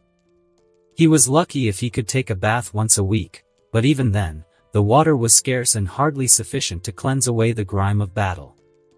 However, this is not only exclusive to the battlefield, even the bustling cities of France were experiencing unsanitary and overcrowded conditions. The absence of indoor plumbing and sewers created a breeding ground for disease and filth. The streets were teeming with waste, and the lack of proper waste management systems only added to the misery of the populace. Napoleon's frustrations with the state of hygiene grew, fueled by his own experiences in the military and his deep concern for the welfare of the people. He realized that if he wanted to bring about significant change, he needed to address these issues at their core. So he decided, once he took the position of power, one of the things he would prioritize was a comprehensive reform of public hygiene and sanitation. Napoleon knew that to truly transform the living conditions of the people, he needed to tackle the problem from a systemic level. Major, one of his men called, interrupting Napoleon's contemplation. Napoleon straightened up, his weariness momentarily replaced by a focused determination. "Yes, soldier," he replied. The young soldier, his face smudged with dirt and fatigue etched in his eyes, approached Napoleon with a sense of urgency. "The Allied forces are attacking from the north. General de Gaumier is requesting your assistance," the soldier urgently informed Napoleon. Napoleon was not surprised by the attack, in fact, he had been expecting and waiting for it. British General O'Hara was the commander of the Allied forces stationed at Toulon who led an assault on the French batteries facing Fort Malbusket.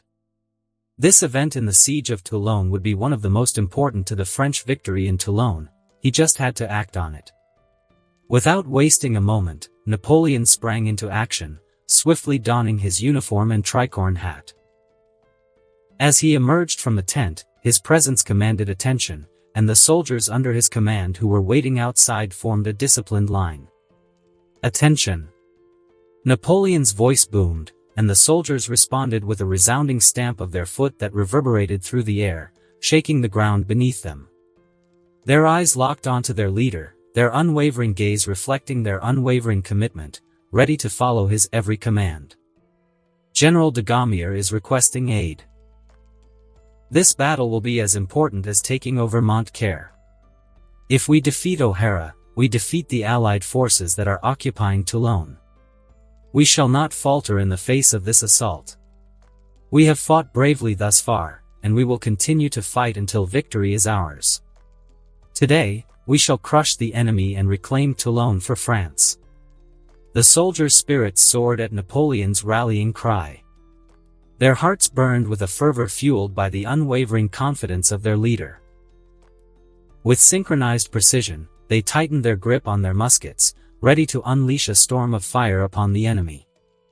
Napoleon hopped onto his horse and quickly made his way towards the battlefield. His men trailed behind him, their boots pounding against the earth in unison. As they reached the front lines, Napoleon surveyed the scene before him. Smoke billowed in the distance, mingling with the cries of wounded soldiers and the ear-piercing noise of cannons and muskets. "Major!" General de Gaumier shouted. "It's good that you are here. What's the situation?" Napoleon asked. "The British have overrun our forts. Prepare your men. We will launch a counterattack," General de Gaumier declared, his voice filled with urgency and determination. Napoleon's eyes narrowed as he listened to the general's words. While the immediate instinct might be to engage in a fierce counterattack, he hesitated for a moment, a plan forming in his mind as he watched the British troops from a distance advancing deeply into the French lines. "General de Gaumier," Napoleon spoke calmly, his voice cutting through the chaos of the battlefield. "I want you to hold that order." The general's brows furrowed in confusion. "What do you mean?" "The Allied forces are pushing deeper into our lines. And once they are too deep, that's where we will strike, encircling them and cutting off their retreat," Napoleon explained, his voice steady and composed. General de Gaumier's confusion turned into intrigue as he listened to Napoleon's plan. It was a deviation from the expected counterattack, but there was a method to Napoleon's strategic thinking. "Our forces are currently scattered and disorganized. If we launch a direct counterattack now, we risk being repelled and suffering heavy casualties," Napoleon continued. "Instead, we will lure the enemy deeper into our territory, drawing them away from their strong defensive positions. This will create an opportunity for us to strike at their vulnerable flanks and rear." The general nodded, starting to grasp the brilliance behind Napoleon's plan. It was a gamble, but one that had the potential to turn the tide of the battle in their favor. "Very well, Major." Napoleon acknowledged the general with a nod, his gaze fixed on the advancing enemy forces. He knew that timing was crucial in executing his plan successfully. As the British troops pushed further into French positions, Napoleon immediately gave the signal. De Gaumier and Napoleon rallied their troops and started executing the plan. General O'Hara, who was leading the troops in the front, noticed the two approaching regiments converging in both directions. "Prepare for a flanking maneuver. Protect the rear." O'Hara shouted to his troops, attempting to reposition them and fortify their vulnerable sides. But it was too late. The French soldiers, under Napoleon and de Gaumier's command, struck. Muskets were fired in a volley that ripped through the air, sending a hail of bullets toward the Allied forces. Caught off guard by the sudden assault, the British troops faltered. They tried retreating to Fort Malbousquet, but their path was swiftly blocked by a regiment of French soldiers, cutting off their escape route. Panic spread among the ranks of the Allied forces as they found themselves trapped between the advancing French troops and the formidable fortifications they had overrun. "Form a square," O'Hara bellowed. "Don't let them break through." The soldiers under his command hurriedly obeyed his orders, attempting to form a defensive square formation to protect themselves from the relentless assault of the French troops. The square formation was good against cavalry, but there wasn't a cavalry present on the battlefield. Instead, there were just infantrymen. In Napoleon's real history, General O'Hara and his men would be pushed back to Fort Malbusket, but in this world, he had come up with an efficient plan. That is to encircle O'Hara and force him to surrender. Minutes later, General O'Hara realized the dire situation they were in. The French troops had effectively encircled his forces, cutting off any possible retreat. With no other option, he reluctantly raised a white flag, signaling surrender. Napoleon spurred his horse forward and approached General O'Hara. "Lay down your weapons," Napoleon ordered in English. The soldiers looked over at their commander, who nodded somberly. General de Gaumier approached Napoleon, stopping his horse the moment he arrived at Napoleon's side. "You have captured their general," de Gaumier said. Napoleon simply nodded. "That's correct." "What should we do now, Major?" he asked.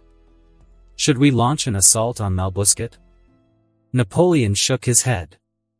"No, it would be a waste of troops. There is a surefire way of removing the entirety of the Allied forces out of Toulon." "What is it?" de Gaumier inquired. "You know it, the Mont Care."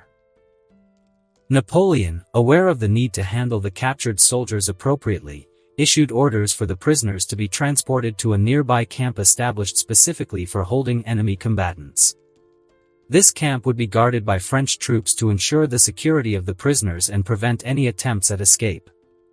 General O'Hara was one of them, and Napoleon couldn't help but feel pity for the general.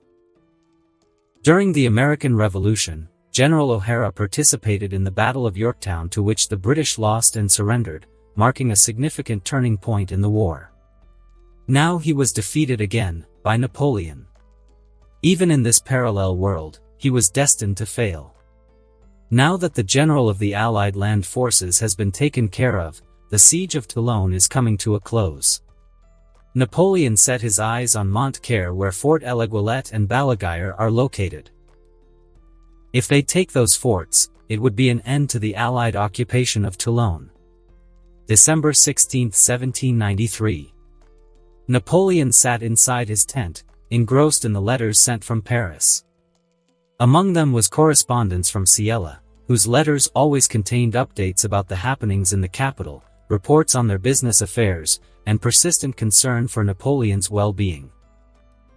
Her words were filled with a combination of informative tidbits and gentle reminders, urging him to prioritize his health and ensure he was taking proper care of himself. He had heard about her fighting against the revolutionaries in the Tuileries Palace, where she defeated a lot of them. Well, that is to be expected, as he had trained her. Though he didn't expect that she would flawlessly execute it well. Meaning, there must be something deeper in her past that she is not ready to reveal yet. It's been a year since they last saw one another. And he couldn't help but wonder what she is doing right now. After her mission of saving the royal family, she took an active role in managing the business. That means meeting with a lot of clients and going out a lot to attend parties and events, which also means socializing and interacting. He wondered if there are men hitting on her in these social gatherings. Thoughts of jealousy flickered in Napoleon's mind, but he quickly brushed them aside, focusing on the assault that they are going to conduct tomorrow. "Colonel." Napoleon's attention was drawn away from his thoughts as he heard the voice of General de Gaumier. "General," Napoleon responded, acknowledging de Gaumier's presence with a nod. "How can I help you? Are we surely going to attack later?" De Gaumier asked, a hint of skepticism creeping into his voice. "Because the weather doesn't look good." Upon saying that, thunder rumbled in the distance, followed by a flash of lightning that briefly illuminated the darkened sky. Napoleon glanced out of the tent, observing the gathering storm. The winds had grown stronger, and the air was thick with the scent of an approaching rainstorm. Napoleon understood Dagomir's concern. Conducting a military assault in unfavorable weather conditions could prove challenging and risky. However, this is their only chance of breaking through Fort Mulgrave. I understand your concerns, General. In bad weather, we wouldn't be able to use our muskets due to the rain, but we must consider the advantages as well, Napoleon replied, his gaze fixed on the storm brewing outside. If we can't use our muskets, then so do the British. General Dagomir's eyes widened at the realization of Napoleon's plan. What you are saying is that we are launching an assault with nothing but bayonets? That's right, Napoleon confirmed. Since late September, all of our attempts on taking Fort Mulgrave have been a failure. It's impenetrable, and not to mention, they have the high ground. The only way for us to succeed is through a direct, lightning-fast assault under the cover of this storm. They won't expect us to attack in this weather. Well, I have to say, you truly have a great insight, Colonel. Very well, let's put all our hope in this last assault. It was 2 in the morning, and the weather had worsened. Rain poured down in torrents, drenching the soldiers and turning the battlefield into a muddy mess. The thunder continued to rumble, and lightning illuminated the sky intermittently, casting an eerie glow on the determined faces of the French troops gathered for the assault. Napoleon was riding his horse, his gaze fixed on Fort Mulgrave in the distance. The fortress loomed over them, its stone walls seemingly impenetrable. But Napoleon had a plan, and he believed in the resilience and courage of his men. Send them, General, Napoleon ordered Dagomir, and he complied. 4 regiments of the French army began their assault, charging toward Fort Mulgrave with a rallying cry. The rain-soaked ground made their progress slow and treacherous, their feet sinking into the mud with each step. But the soldiers pressed on. As the French troops approached the walls of Fort Mulgrave, the British, alerted by the commotion, scrambled to prepare for the impending attack. British soldiers rushed to their positions, getting their muskets. But the rain had rendered their muskets useless. The powder was dampened, and the flintlock mechanisms failed to ignite. Panic spread among the British ranks as they realized their main weapon was rendered impotent. Meanwhile, the French soldiers, armed with bayonets, closed in on the fort and started piercing British soldiers.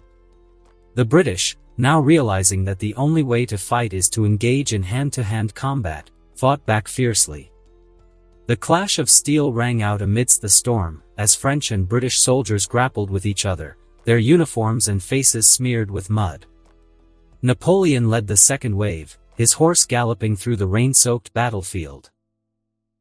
But as soon as he arrived at Mulgrave, one of the British soldiers struck his horse, causing it to rear up in pain and throw Napoleon off its back. He hit the ground hard, his body sinking into the muddy earth. The British soldier who struck his horse rushed to where he landed with the intent of killing him. Napoleon, sensing the danger, quickly got up to his feet and instinctively drew his sword, parrying the British soldier's thrust just in time. At that moment, a switch flipped inside of him, as if a surge of adrenaline and instinctual prowess took over his being. And from there, he went all out. Despite the chaos of the scene, Napoleon could still differentiate who is who thanks to the difference in the military uniform. 5 British soldiers charged toward him with bayonets, their intentions clear. Without hesitation, Napoleon swiftly dodged the first soldier's thrust, sidestepped the second, and blocked the third soldier's attack with his saber. With lightning-fast movements, he disarmed the fourth soldier, causing him to stumble backward, and delivered a powerful strike to the fifth soldier's chest, incapacitating him. But it didn't end there. Another British soldier closed in on him. He swiftly ducked under a swing, grabbed the arm of an attacker, and used his momentum to throw him to the ground. The soldier cried out in pain as his body crashed into the muddy earth. He ended the man's life by piercing the man's throat. As he did that, he heard other men yelling behind him and spun around, parrying the bayonet thrust with his saber, and countered with a thrust, straight to the soldier's abdomen. The battle lasted for hours, and Napoleon is not showing any signs of exhaustion or weariness. He continued hacking, slicing, thrusting, and stabbing. Each strike was executed with deadly accuracy, and his enemies fell before him, their bodies littering the muddy battlefield. As the last British soldier fell, they took control of Fort Mulgrave. The French soldiers who survived the onslaught cheered, raising their bayonets and sabers high in triumph. However, that was just the beginning. They have to take control of Fort Eleguillet and Balaguer, to which they promptly turned their attention. On their way there, Napoleon along with the French forces killed British soldiers who dared try to stop them. In 10 minutes, they were able to take control of the two forts. Napoleon's lips curled into a smile as he found out that the heavy cannons installed in the forts were still intact. Now, he just has to wait for the rain to pass, and later, they will begin forcing out the British. In the town of Toulon. Admiral! Admiral! One of the officers banged repeatedly on the admiral quarters. Admiral Samuel Hood fluttered his eyes open, his sleep disrupted by the urgent commotion outside. As the banging grew louder, he jolted upright, his mind racing to grasp the situation at hand. Throwing on his uniform with haste, Admiral Hood swiftly made his way to the door. With a deep breath, he swung the door open to reveal a disheveled officer, his face filled with anxiety and urgency. The young man stood before the admiral, his chest heaving as he struggled to regain his composure. "Report, Lieutenant," Admiral Hood demanded. The officer gulped, gathering himself to relay the distressing information. "Admiral, the French have taken Fort Eleguillet and Balaguer on the hill of Cairo," he exclaimed, his words punctuated by a sense of disbelief. Hood's eyes widened with a mix of alarm and determination upon receiving the news, and with a sense of urgency, he hastened outside into the pre-dawn darkness. The clock struck 4, its chimes barely audible amidst the eerie silence that enveloped the rain-soaked streets of Toulon. His gaze instinctively turned toward the distant hill where Fort Eleguillet and Balaguer stood, now under the control of the French. The two forts, once stalwart symbols of the British defense against the French siege, appeared as mere dark silhouettes against the gloomy backdrop of the early hour. Seconds later, the bleak darkness was shattered by a sudden flicker of light, casting an eerie glow over the scene. In that instant, the stillness of the early morning was shattered by the resounding boom of a cannon firing. The explosive echo reverberated through the misty air, sending shivers down the spines of those who stood on the rain-soaked streets of Toulon. As the sound dissipated, a chilling realization took hold. The heavy thud of wood splintering followed, originating from the massive ship of the line docked in the harbor. It was as if the very timbers that comprised its hull quivered under the relentless force of the impact. Hood blinked as he watched one of the ship of the line getting struck by a cannon with extreme accuracy. And then his heart raced, realizing the precarious situation he was under. While still in his stupor, another thunderous explosion jolted Admiral Hood to full alertness. His trained instincts kicked in, and he swiftly assessed the dire circumstances that surrounded him. The French had not only captured the forts but were now systematically targeting their naval forces. "Inform all the commanders and officers to prepare for a retreat," Hood said, his voice quivering. "Retreat?" The officer standing next to him repeatedly. "But sir, if we retreat, we would lose our position here in Toulon. If we stay, then our fleet would be decimated." Hood's voice cracked like a whip, and the officer was startled by the sudden raise of his voice. "Understood, sir." As the officer turned on his heels and hurried away to carry out the order, Admiral Hood's gaze remained transfixed on the misty harbor. His eyes locked onto the beleaguered ship of the line, its once majestic form now marred by the brutal assault of enemy fire. The gravity of the situation weighed heavily upon him, and time seemed to slip through his fingers like sand in an hourglass. He didn't expect the French to launch their attack in the early hours of the morning, especially amidst the heavy rain that cascaded relentlessly from the sky. The firing of the cannon from Mount Cairo woke the citizens of Toulon from their slumber. Panicked voices and hurried footsteps filled the rain-soaked streets as people stumbled out of their homes, their faces etched with fear and confusion. The attack had taken them by surprise, and the realization of the impending danger spread like wildfire. What is happening? Are we under attack? Look, the British ship is listing. The alarmed voices of the citizens of Toulon echoed through the rain-soaked streets, adding to the chaotic atmosphere that enveloped the town. Fear and uncertainty gripped their hearts as they witnessed the unfolding assault on the British fleet. They had grown accustomed to the presence of the British forces, relying on them for protection from the revolutionary government of France. Now, the sight of their ships being battered by enemy fire shattered their sense of security. Of course, the order from Samuel Hood would take hours to reach every man of the Allied forces. 6 o'clock in the morning, 3 ships of the line of the British forces, and almost 12 ships of the line of the Royal Navy had been sunk by the French forces. Napoleon, who was peering through his spyglass, watched as the citizens and Allied forces ran amok the streets. By that time, the rain already ended. He grinned in satisfaction, observing the chaos unfold. The capture of Fort Eleguillet and Balaguer had given the French a significant advantage, and the relentless assault on the British fleet was pushing them to the brink of defeat. Napoleon's plan was working, and victory seemed within his grasp. The original plan was to force the British out of Toulon by capturing the 2 forts they had painstakingly captured early in the morning. But, due to the rate of the ships getting sunk by the heavy cannons, the plan deviated. They will no longer force the British out of Toulon, they are going to launch a full-scale assault on the town itself. Napoleon knew that the British forces were in disarray, and their retreat was hastened by the threat of their fleet getting sunk. Fire! Napoleon's voice boomed and the earth beneath him quaked as cannons roared to life. The French artillery unleashed a barrage of cannonballs and rained upon the docked ship of the lines. They manned 10 heavy cannons from the forts, and out of 10 cannons fired, 9 hit their mark, adding another loss to the British ships. Check fire. Adjust firing angle 2 degrees, Napoleon commanded, his mind working at a lightning pace, assimilating a wealth of critical information.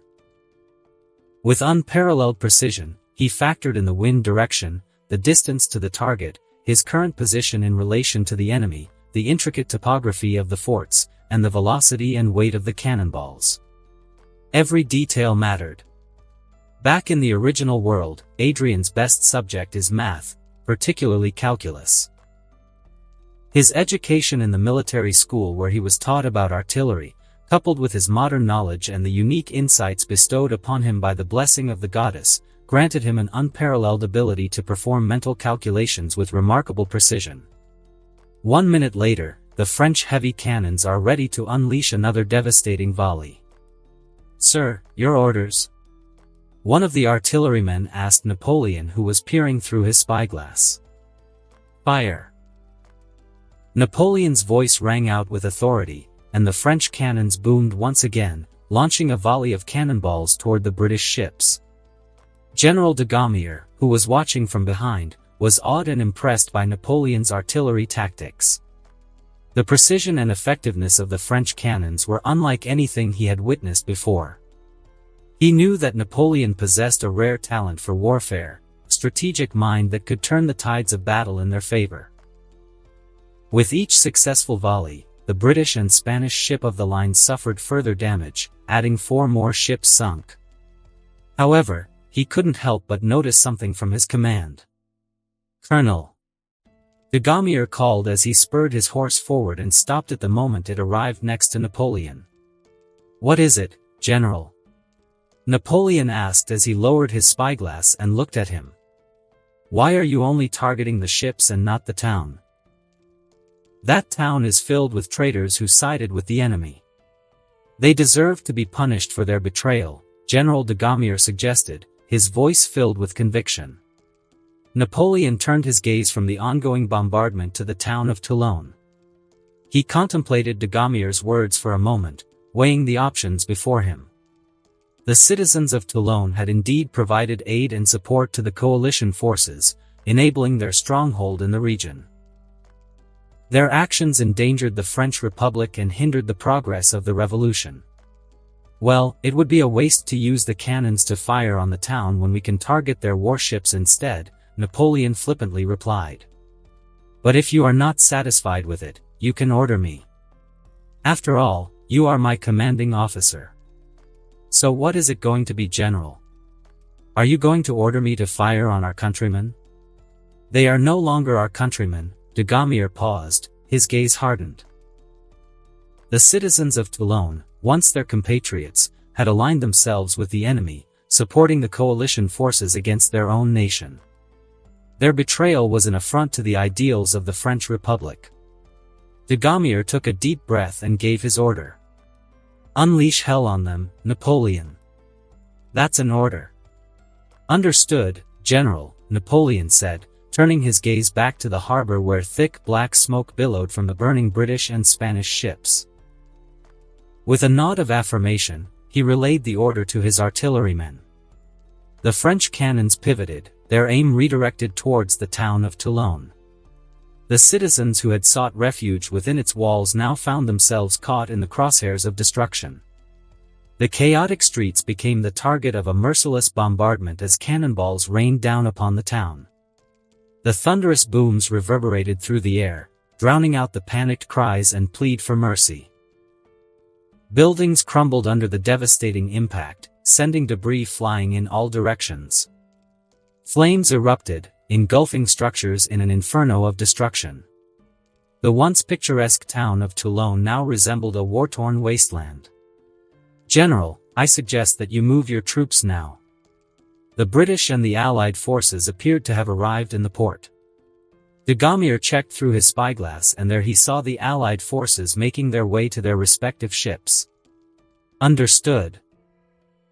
Thank you, Colonel, for your hard work. I appreciate your dedication, and I will make sure to highlight your achievements in the letter that I will send to the National Convention. Napoleon scoffed softly. I thank you for that. For the meantime. Napoleon's words were interrupted by a huge explosion that erupted in the center of Toulon. What was that? Dagomir demanded. Napoleon quickly peered through his spyglass and saw the French ship of the line on fire. They are scuttling our ships, Napoleon realized with a mix of anger and frustration. General, you have to hurry. With a resolute nod, General Dagomir swiftly turned his horse around and galloped towards the troops, barking orders and urging them to hasten on the preparations of assaulting the city of Toulon. Don't let anyone escape. This is our only opportunity to deal a huge blow on the coalition forces. As he was about to finish his sentence, Napoleon saw from the starboard side of the British ship. And moments later, the cannons that hurtled in the air crashed 30 meters east of Napoleon's position. Ah, they finally got their shit together, huh? Napoleon exclaimed with a wry smile, his eyes fixed on the approaching ships which appeared to be the HMS Robust, warping out of the harbor for their desperate escape. Prepare for new instructions. Adjust the elevation by 4 degrees and the azimuth by 45 degrees to the right. Fire when ready. A minute later, the French cannons roared to life, belching fire and smoke as they unleashed a barrage of cannonballs toward the fleeing HMS Robust. The crew of the Robust, realizing the imminent danger, scrambled to adjust their course and take evasive action. The ship maneuvered with desperation, its sails billowing as it attempted to dodge the incoming projectiles. But despite their efforts, the cannons found their mark. Explosions erupted on the deck of the Robust as cannonballs tore through the wooden hull, ripping apart masts and rigging. Splintered wood and debris were sent flying, mingling with the cries of wounded sailors. 1 hour and 30 minutes later, the Allied forces had already lost 40 ships. Only 34 ships are left. Samuel Hood was still on the fort, coordinating the retreat of the Allied forces. But the fear of getting struck by a cannon turned it into a rout. It also didn't help that they learned of the French mobilization from both sides of Toulon, basically encircling the city. At any moment, the French comprising 32,000 men would flood into the city. He knew what was going to happen if the French arrived at the city. They would massacre everyone. Even if they were to put up a fight, the British and the Allied forces are outnumbered. With the French targeting their ships, their escape to the harbor is growing increasingly difficult. The situation seemed bleak, and Hood could feel the weight of responsibility pressing down on him. He needed to make a decision quickly, one that would save as many lives as possible. With a heavy heart, Hood turned to his officers and gave the order they had all been dreading. "Reach out to the French, tell them we are going to surrender." "Ah." Napoleon groaned as he pressed his hand on the bruise in his lower back. He must have incurred it when they assaulted Montcaire, where his horse threw him off. A day had passed since the final attack on Toulon, culminating in Admiral Samuel Hood's surrender. The city now lay under French control, and the aftermath of the battle was evident everywhere. Streets were littered with debris, buildings stood damaged and smoldering, and the scars of war marred the landscape. The incessant musket fire had robbed Napoleon of a good night's sleep, leaving him fatigued and restless. The agonizing cries of the executed civilians reverberated in his ears, further tormenting his troubled mind. He had mustered the courage to voice his objection to General de Gaumier, passionately arguing that such merciless actions only stoked resentment and impeded the delicate process of rebuilding trust. Yet, his heartfelt words had fallen upon deaf ears. The executions were seen as a necessary measure to deter any future acts of betrayal from the Royalists, was the official word of the National Convention after hearing about the success of the French army in retaking Toulon. Today, he was invited to watch the negotiation between General de Gaumier and Admiral Samuel Hood. Donning his blue military uniform, Napoleon made his way to the designated meeting place, a partially destroyed building that once bore the grandeur of Toulon's affluent past. As he entered the makeshift negotiation chamber, he was welcomed by General de Gaumier, extending a hand towards him. Napoleon clasped it firmly, though he couldn't help but feel a sense of unease in the general's grip. "Colonel, I'm glad you could join us," de Gaumier said with a nod, gesturing for him to walk beside him. "I have some news for you that I'm so excited to share with you." "What is it?" Napoleon asked, looking at de Gaumier curiously. De Gaumier led Napoleon to a quiet corner of the room, away from the prying ears of the other officers. He took a deep breath before speaking, his voice low and tinged with a hint of excitement. "I've received a letter from Paris," de Gaumier began, his eyes searching Napoleon's for a reaction. "The National Convention is impressed with your tactical prowess and leadership during the assault on Toulon. They have decided to promote you to the rank of Brigadier General." Napoleon maintained his composure, barely reacting to his promotion. "What's the matter, Napoleon? Shouldn't you be excited?" de Gaumier asked, his brows creasing. Napoleon's gaze hardened, and he met de Gaumier's eyes squarely. "General, it's not that I don't appreciate the recognition. I'm just stunned at the promotion that I couldn't utter a word when you announced it." "Ah. I thought you weren't pleased with the news," de Gaumier said, visibly relieved. "It's not that, General," Napoleon replied, his voice tinged with frustration. "I appreciate the recognition, but at this moment, there are more pressing matters that require our attention. The executions we witnessed in Toulon. You even included women and children. Isn't that against the principles we fight for?" Napoleon finished his sentence, his voice laced with disappointment. General de Gaumier's expression softened, and he lowered his gaze for a moment before meeting Napoleon's eyes again. "I understand your concerns, Napoleon. But we can't deny the fact that they betrayed the Republic.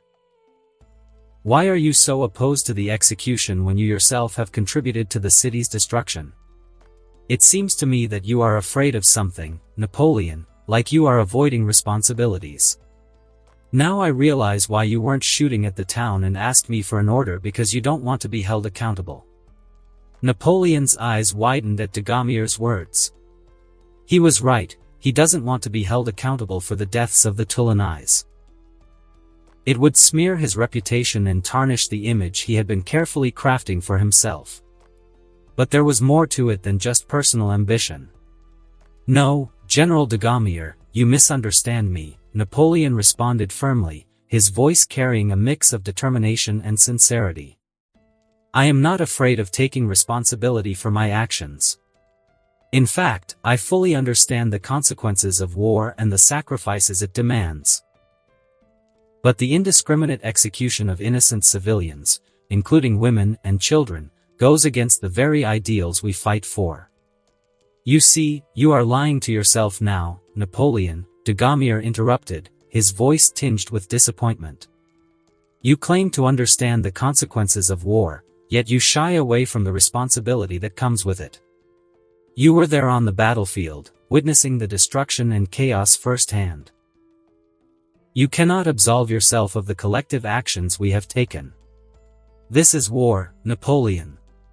You may be a great tactician and strategist, but you are still green." Napoleon remained silent on the outside, his mind racing as he absorbed Dagomir's words. He couldn't deny the truth in the general's statement. "I just don't want my name to be associated with all the killings that happened after we took the city, that is all I want to avoid," Napoleon finally spoke. "Very well then," Dagomir nodded. "So that was worrying you, huh? You don't have to worry. It was the National Convention and my orders. There won't be a mention of your name in connection with the executions. Now that you understand that, can you still reconsider the order? Don't involve the children." "That's just going too far," Napoleon said. "If it will bring you peace of mind, Napoleon, I will reconsider the order," Dagomir finally relented. "Now, let's talk about the terms of surrender." "Terms?" Napoleon interrupted.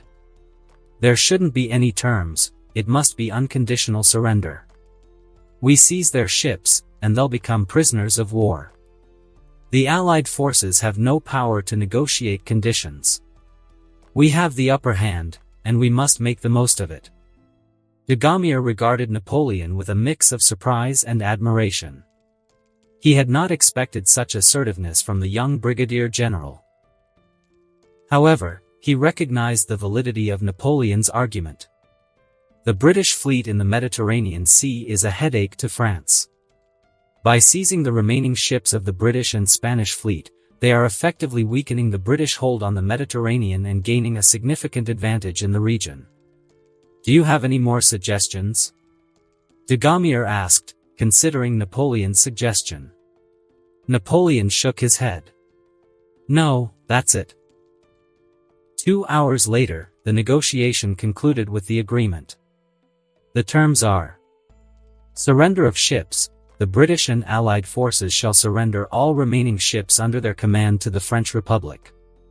These ships shall be handed over to designated French authorities in a secure and orderly manner. The surrendering ships shall be assessed and incorporated into the French Navy as deemed appropriate by French naval officers. Ceasefire and disarmament. Upon the formal acceptance of these surrender terms, an immediate ceasefire shall be enacted. The British and Allied forces shall cease all military actions and disarm their troops, ensuring the safety of their own personnel and the preservation of the agreed-upon surrender conditions. Protection of lives. In recognition of the valor displayed by both sides during the conflict, the French Republic guarantees the safety and preservation of the lives of all personnel surrendering under these terms. No harm shall befall the surrendered troops, provided they comply with the conditions outlined herein. Prisoners of war. The British and Allied forces shall be considered prisoners of war following the surrender. Appropriate facilities and provisions shall be provided for their internment, ensuring their well-being and compliance with international standards for the treatment of prisoners of war. Recognition of French control. The surrender of the British and Allied forces signifies their recognition of French control over the city of Toulon and its strategic assets. The French Republic shall establish a military administration to oversee the transition of authority and ensure the maintenance of peace and order within the region. Compliance and non-resistance. It is imperative that all personnel under the command of Admiral Samuel Hood and the Allied forces comply fully with these unconditional surrender terms. Any acts of resistance or non-compliance shall be considered a breach of these terms and may result in the immediate revocation of the guarantees of safety and protection provided herein. In total, the British and Allied forces have lost 74 ships. 45 ships were sunk, while the remaining ships are to be transferred to France. As for the soldiers, out of the 22,500, 5,500 were killed in action, and the remainder have become prisoners of war. Later that day, Napoleon, who was lying down on his bed, read a letter that he received from the Committee of Public Safety. To Brigadier General Napoleon Bonaparte. Dear General Bonaparte, we extend our warmest congratulations on your recent promotion to the rank of Brigadier General. Your exemplary tactical prowess and leadership during the assault on Toulon have not gone unnoticed by the Committee of Public Safety. We are pleased to inform you that we have selected you for an important new assignment that will further harness your skills for the benefit of the French Republic. Effective immediately, you are hereby transferred to the city of Nice, where you will assume the crucial role of artillery commander of the Army of Italy. Napoleon sighed heavily. I guess I'll go, huh? August 5, 1794. Napoleon sat in his military tent, the sounds of the camp bustling around him. The taste of the apple lingered on his tongue as he absorbed the words of Ciella's letter. The news of Maximilien Robespierre's execution struck him deeply, stirring a mix of emotions within his young and ambitious heart. As he continued reading, memories of the revolution flooded his mind. The chaotic days when the revolutionaries seized control of the government, proclaiming liberty, equality, and fraternity. The ideals resonated with him, inspiring a sense of hope and change. But somewhere along the way, that hope had turned into a twisted path of violence and fear. Napoleon recalled the fervor of those times when every decision seemed to carry life or death consequences. The guillotine became an emblem of the revolution, claiming countless lives, including those who had fought alongside Robespierre. He couldn't deny the atrocities committed during the Reign of Terror. The revolution had turned into a beast devouring its own children. The government promised a new beginning to the country, and yet the echoes of the revolution's bloodshed still reverberated within Napoleon's soul. He couldn't help but question the true nature of power and the lengths people would go to obtain it. The vision of a united and prosperous France seemed distant amidst the chaos and strife that had gripped the nation. And at that moment, Napoleon realized that the government, the Legislative Assembly, and the National Convention were not acting in the best interest of the people they were meant to serve, but their own. Politicians were corrupt, driven by personal gain and power rather than the noble principles they had once professed. The apple's flavor had turned sour in Napoleon's mouth, reflecting the bitter taste of betrayal he felt. How had the revolution, which had ignited the hopes of a nation, been perverted into a game of political maneuvering and self-interest? The ideals of liberty, equality, and fraternity had been trampled underfoot, sacrificed on the altar of ambition and greed. However, despite his military achievements, he still couldn't do anything to change. In real history, it would take another 5 years for him to ascend to the seat of power. Just 5 more years. Napoleon repeated, promising himself that when he became the leader of France, he would bring about the change the nation desperately needed. He would dismantle the corrupt system that had tarnished the ideals of the revolution and restore the true spirit of liberty, equality, and fraternity. Napoleon set the letter aside and grabbed another.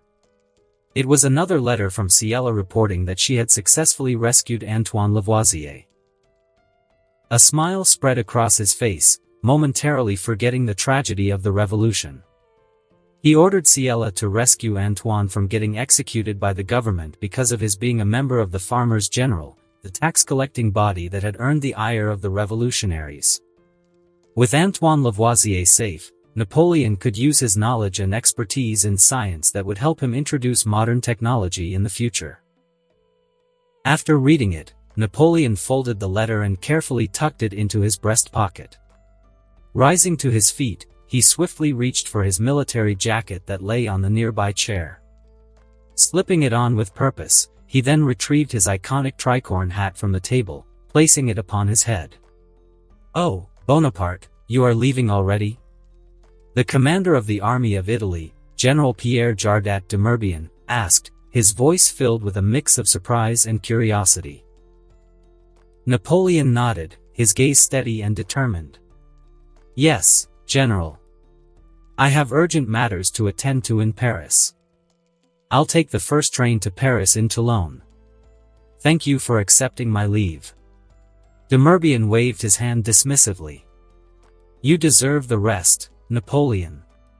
It is the least I can do for magnificently serving as one of the artillery commanders under my command.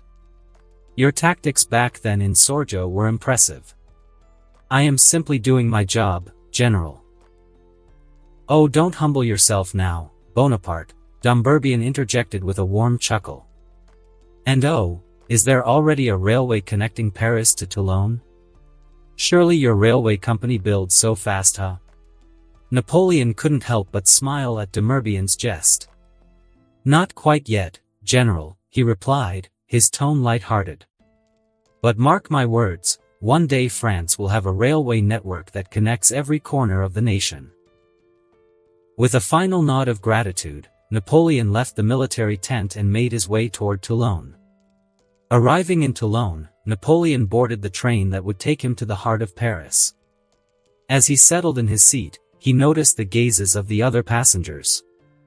"Hey, isn't that General Napoleon?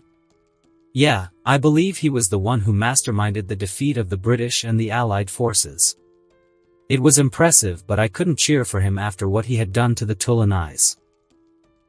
Have you heard of it? Women and children were executed." "That's too harsh," another passenger interjected, his tone filled with disapproval. But there were stories that he wasn't involved in the execution. Even then, he was still part of the army that carried out the orders, someone countered. Napoleon listened to the whispered conversations, aware of the mixed opinions swirling around him. And he couldn't help but sigh. The atrocities committed during the Toulon uprising had left a stain on his reputation. Despite his efforts to distance himself from the execution of women and children, the blame still lingered. An hour later, the steam locomotive pulled out of Toulon station, its rhythmic chugging filling the air. As the train gained speed, Napoleon gazed out of the window, watching the familiar landscapes of his homeland whiz by. 12 hours later, the steam locomotive arrived in the heart of France. He stepped out of the car and onto the platform of the bustling Parisian train station. The city's energy and vibrancy engulfed him as he took a moment to absorb the atmosphere. The streets were alive with the sounds of horse-drawn carriages, bustling pedestrians, and the occasional street vendor calling out their wares. Napoleon adjusted his tricorn hat and straightened his military jacket. He then headed towards the streets where could hail a carriage. Moments later, an opulent carriage, drawn by 6 horses, pulled up next to Napoleon. The carriage itself was a spectacle of luxury, adorned with intricate gold engravings and velvet curtains that hinted at its aristocratic origins. The coachman, dressed in a resplendent livery, descended from his seat and opened the carriage door with a flourish. Inside the opulent carriage was a woman, dressed in a flowing gown of silk and lace. The dress hugged her slender figure, its pale pink hue complementing her fair complexion. Her strawberry blonde hair was styled into an elaborate updo, adorned with jeweled hairpins. A delicate fan rested in her gloved hand, and her eyes sparkled as her eyes met his. "Ciela," Napoleon muttered. Napoleon boarded the carriage and sat next to Ciela. He looked around the interior of the carriage, marveling at its opulence. Soft velvet cushions lined the seats, and intricate gold trimmings adorned every surface. "This looks expensive," Napoleon commented. Ciela chuckled softly. Nothing is expensive on me now, Napoleon. With the money we are earning from our enterprises, we could pretty much do everything we want." As she said that, Ciella's finger trailed on Napoleon's hand. Napoleon's gaze shifted from the lavish interior to Ciella's finger as it traced a delicate path on his hand. A tingle of warmth spread through his veins, and he couldn't help but be captivated by her touch. He turned his hand, interlacing his fingers with hers, and their fingers entwined in a gentle embrace. "I miss you," Ciella said softly as she leaned closer, her breath brushing against Napoleon's cheek. "I'm glad that you are able to return back to me after 3 years. I was worried that I won't see you again whenever you are on the battlefield." Napoleon turned his face towards her. He leaned in and planted a gentle kiss on her forehead. Ciella was stunned for a moment, her eyes widening in surprise as Napoleon's lips touched her forehead. The gesture was filled with tenderness and conveyed a depth of emotion that words could not fully express. She felt an overwhelming sense of love and reassurance wash over her, banishing any lingering worries or doubts. "I miss you too," Napoleon replied, a warm smile gracing his lips as he gazed at Ciella's charming face, which was now reddening with a hint of shyness. Then, he desired more. It seemed like kissing her forehead didn't satisfy him.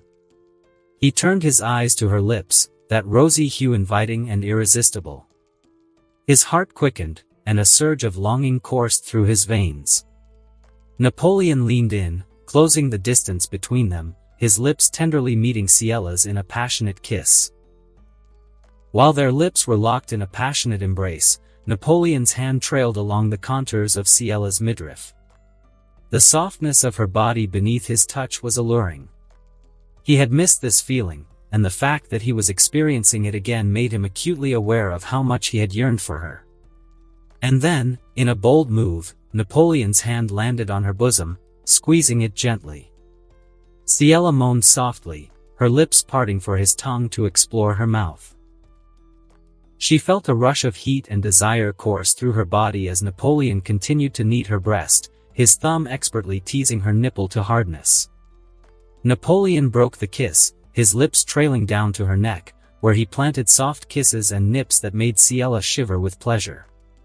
His hand continued its exploration, slipping under her dress and inching higher until it found its way to her lacy undergarments. He traced a finger along the outline of her coochie, feeling the dampness that had gathered there. "Wait, wait," Ciella said as she pushed Napoleon away gently. "Are we going to do it here?" "Why? Do you not like it?" Napoleon asked, a troubled expression etched on his face. "It's not that I don't like it, it's just that I'm not comfortable doing it here," Ciella said. Napoleon sighed. "I see." Ciella nervously wrung her hands. "Please don't think I'm not interested in you, Napoleon, I am. I want to be intimate with you, and I've been keeping myself for you all this time. But I want our first time together to be somewhere where we can focus on each other without worrying about any outside distractions." Napoleon's expression softened, and he reached out to cup Ciella's face tenderly. "If you say so, Ciella, you promise we are going to continue this later in the evening?" "Of course." As Ciella replied, she leaned towards Napoleon and touched her lips to his, their tongues fusing together in a slow, sensual kiss. She broke away from him, giving him a warm smile. "All right, then." Napoleon smiled back at her. 1 hour later, the carriage arrived at Château de Chantilly. The coachman pulled the reins, bringing the carriage to a halt in front. Napoleon and Ciella stepped out and made their way inside as if nothing had happened. "Ciella, you said that Mr.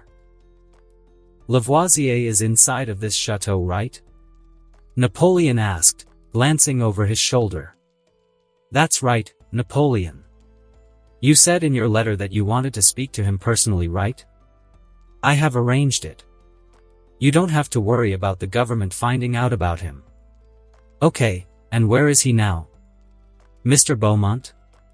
Ciella called for the butler who was escorting them. Where is Mr. Lavoisier? He is in the courtyard, Mademoiselle, Beaumont replied with a respectful nod. Shall I guide you there? Yes, please, Ciela responded, linking her arm with Napoleon's. They followed Mr. Beaumont through the ornate halls of Château de Chantilly, their footsteps muffled by the luxurious carpets that lined the floors. As they emerged into the courtyard, they saw Antoine sitting on a table drinking a cup of tea. He looked up to see two familiar figures approaching. Monsieur Bonaparte, I see that you are wearing the French army uniform.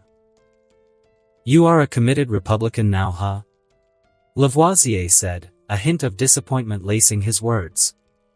His gaze shifted from Napoleon's uniform to Ciela, taking in their entwined arms and the undeniable connection between them.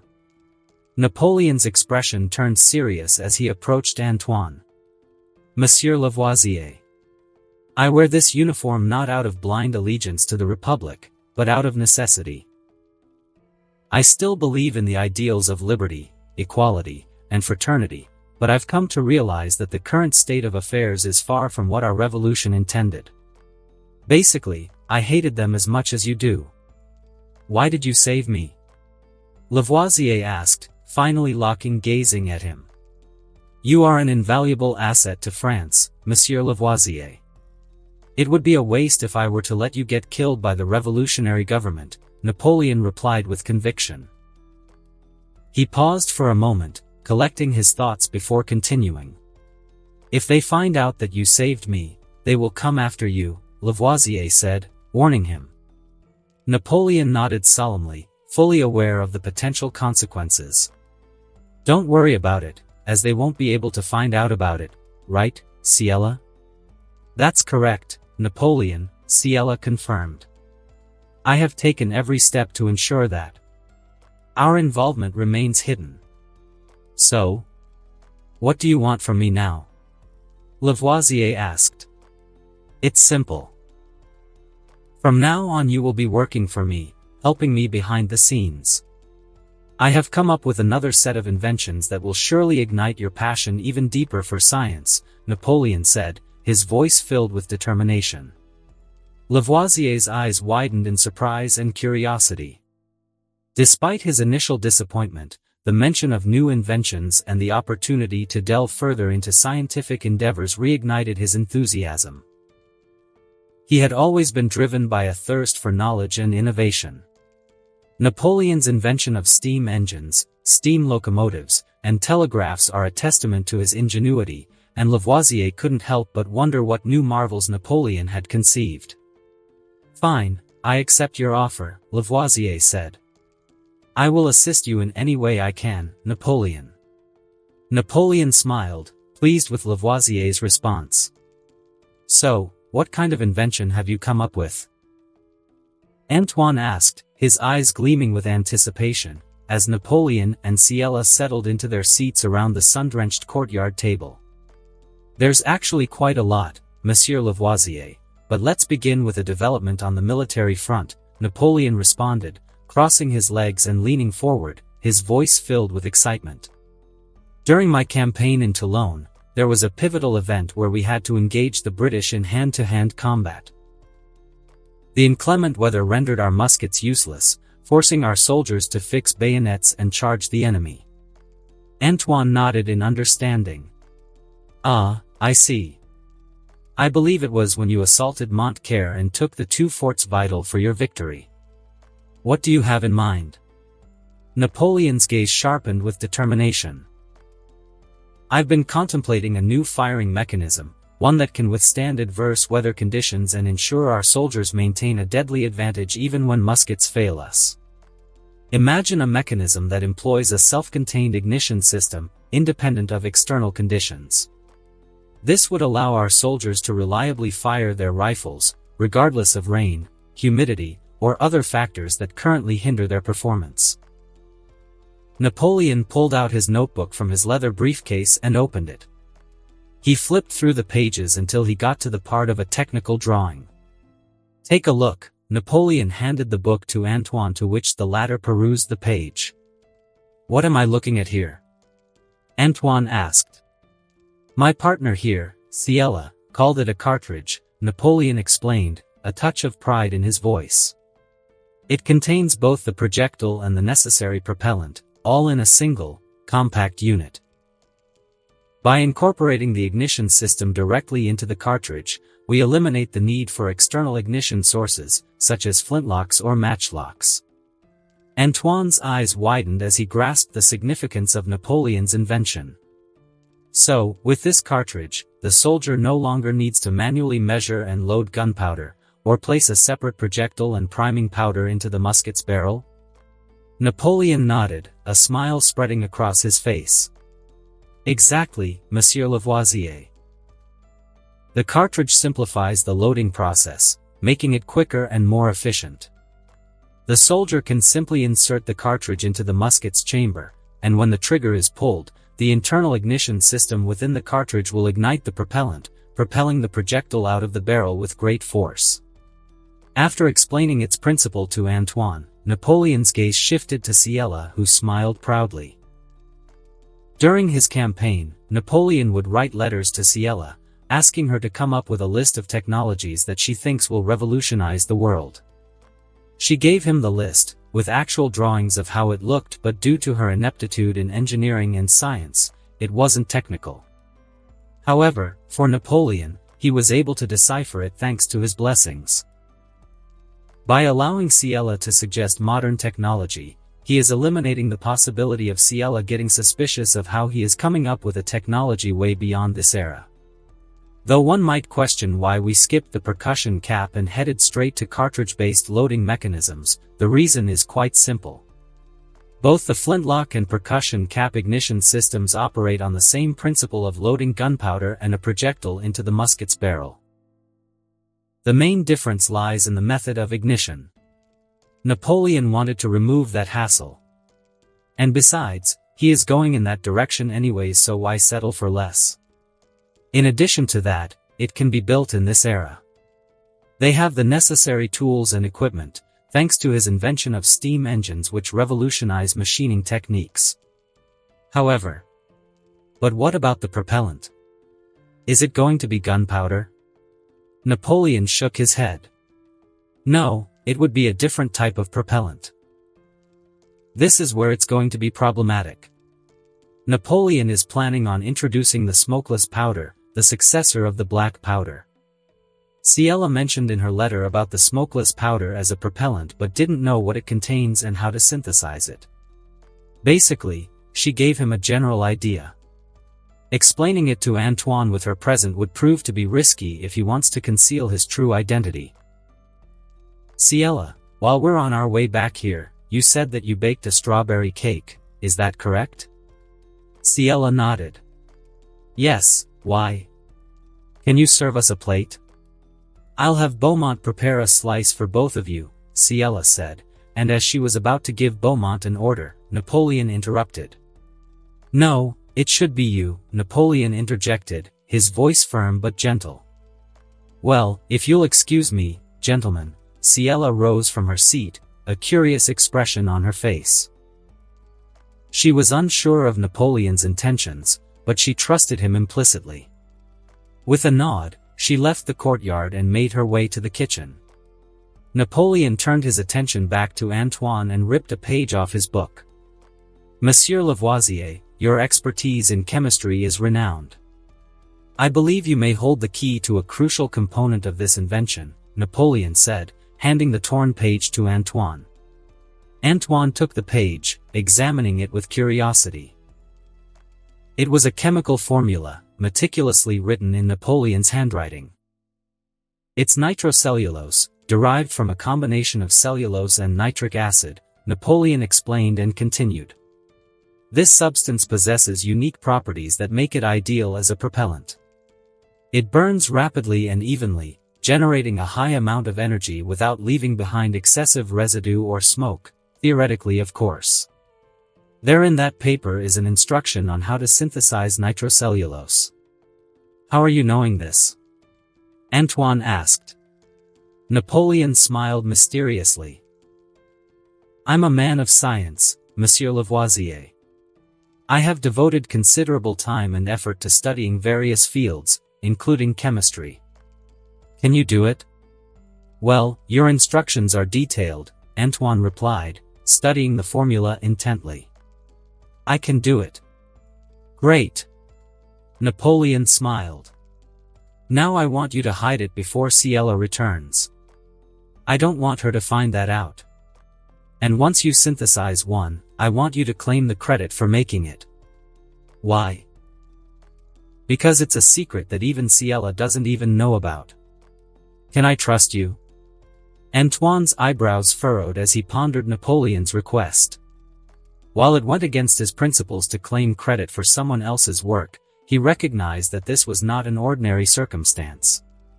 After a moment of contemplation, Antoine nodded resolutely. You can trust me. Thank you. Upon saying that, Ciela finally returned to the courtyard, carrying a silver tray adorned with delicate china plates. She placed one plate in front of Napoleon and another in front of Antoine, both filled with slices of the delectable strawberry cake. The scent of fresh strawberries and the sweetness of the cake filled the air. Ciela's eyes sparkled with curiosity as she observed the serious expressions on Napoleon and Antoine's faces. Is everything all right, gentlemen? She inquired, her voice filled with concern. Napoleon gave Ciela a reassuring smile. Everything is fine, my dear Ciela. We were just discussing some important matters regarding our invention. You have impeccable timing with the cake. Ciela chuckled softly. I'm glad I could provide a sweet distraction, then. Now, let's continue, Napoleon began. Napoleon continued discussing with Antoine Lavoisier his future inventions. They delved into the topic of long-distance communication, particularly focusing on the spark gap radio. An innovation that shared similarities with the telegraph but possessed notable differences. Monsieur Lavoisier, the spark gap radio represents a remarkable advancement in the realm of communication if introduced. Napoleon began, his voice filled with enthusiasm. While it shares some similarities with the telegraph, there are key differences that set it apart. Lavoisier leaned forward, his curiosity piqued. Enlighten me.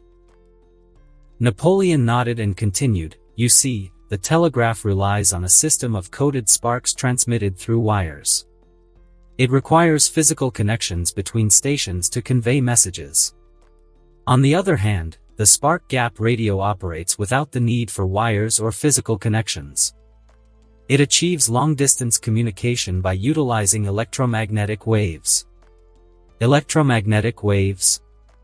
I'm sorry, but I don't think I came across that term before. Lavoisier said. It's a term that I came up with to describe the invisible waves of energy that can propagate through space, Napoleon explained. I was about to submit an article about it to the French Academy of Sciences, but the revolution halted things. I can give you a copy if you want. Fine by me, but I do love the new idea of yours. Who could have thought that you could also communicate from one point to another without physical cables as you use in your telegraph? In the battlefield, communication is vital for the coordination of troops.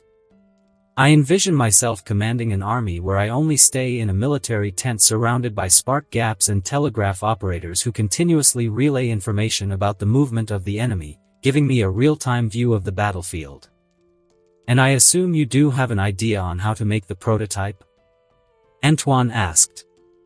That's correct. Since I'm on leave, I can practically focus on my scientific endeavors. Antoine pulled his timepiece out of his pocket and checked the time. Oh, it seems like I will have to take my leave. I told my wife that I will be returning back as soon as possible. As you may know, they are quite anxious about my safety. I understand the predicament, Monsieur Lavoisier, Napoleon said before turning his head to Ciela. Ciela, has his transportation out of this chateau been arranged beforehand? Ciela nodded her head in confirmation. Yes, Monsieur Beaumont, kindly ensure that the coachman of the carriage is duly informed of Monsieur Lavoisier's imminent departure. Of course, milady, Beaumont replied with a bow. Well, this was a productive discussion, Lavoisier said as he rose to his feet. I am looking forward to hearing more of your ingenuity, Napoleon. Napoleon bowed his head courteously and escorted Antoine Lavoisier to the waiting carriage. He watched as Lavoisier boarded the carriage, his gaze lingering for a moment on him. He would serve as a vital tool for the modernization of France in the future, along with his associates. As the carriage slowly rolled away, Ciela approached Napoleon from behind and wrapped her arms in his. While I was fetching the cake, did the two of you figure out the smokeless powder? I'm sorry if I couldn't provide more specific details about it. I should have studied deeply into it. Napoleon gazed toward Ciela and saw her troubled expression. He gently placed a hand over her head and stroked her hair soothingly. There's no need for you to apologize. You have done what you could and I'm proud of it. Besides, isn't science a countless trial and error? We are going to figure out the formula and who knows, maybe in months we might synthesize that smokeless powder. How about we go inside and see the renovation you made while I'm away? With that, Napoleon and Ciela walked hand in hand back to the chateau. As they entered the grand entrance, Ciela led Napoleon through the corridors, pointing out each enhancement she had made during his absence. First, Ciela began, her voice filled with excitement. I'd like to show you the indoor plumbing system I had installed throughout the chateau. No more reliance on chamber pots or carrying buckets of water up the stairs. Now, each room has its own private bathroom, complete with flushing toilets and running water. Is the water filtered? Napoleon asked. Ciela smiled and nodded, pleased that Napoleon had asked such a question. Yes, indeed. I made sure to install a water filtration system as part of the plumbing renovation. The water that runs through the chateau is purified through a simple multi-stage filtration process. No complex science needed, she proudly said with a grin. That's reassuring, Napoleon remarked. What is the next one? Well, aren't you already feeling it? Ciela asked. Feel what? The temperature? Isn't it warmer than the outside? Ciela said. Napoleon paused for a moment, sensing the pleasant warmth enveloping him. He looked around, noticing the absence of a draft and the cozy ambience in the corridor. A smile formed on his lips as he realized Ciela's next renovation. You've installed a heating system. I didn't realize it, maybe because I got accustomed to the climate of Sardinia this summer, Napoleon explained. Where is the boiler located and who installed it? The boiler is located in the basement, along with the other utilities. I personally oversaw its installation by the engineers I hired from our company. Now this chateau would be like any modern home in my world when we start using electricity for lighting. Lighting, huh? Napoleon mused. I remember you listing a light bulb in one of the lists. You have a general idea of how it works, right? Maybe we can try making it before the government sends me to the front. Is there any renovation that you would like to show me? That's pretty much it, Ciela replied, a twinkle of excitement in her eyes. But there is one more thing I'd like to show you. She led Napoleon upstairs, towards a set of double doors. Pushing open the doors, they stepped into a familiar room. Well, this is the bedroom. It looked the same when I left. What did you change here? As the door closed behind him, Napoleon turned to face Ciela, only to be surprised by her sudden action. In one swift motion, she gently pushed him onto the bed. Startled and caught off guard, Napoleon stumbled backward and found himself sitting on the edge of the soft mattress. Ciela straddled his lap, her slender arms wrapping around his neck as she leaned in close. Not much has changed in the bedroom, darling. You said to me earlier that we can continue it once we return home. Well, we are here now. Napoleon felt a bit odd about Ciela's sudden change of demeanor. When he made his first move back on the carriage, she was bashful and shy. But here, she is being dominant and assertive. It reminded him of the time when they were together in a room, whispering to her with a seductive and velvety voice. Oh. And that concludes this episode. If you enjoyed it, I'd seriously love it if you guys could leave a like on the video, as it genuinely helps out so much, and it keeps me going, plus it takes only 1 second. That said, have a wonderful day. See you in the next one.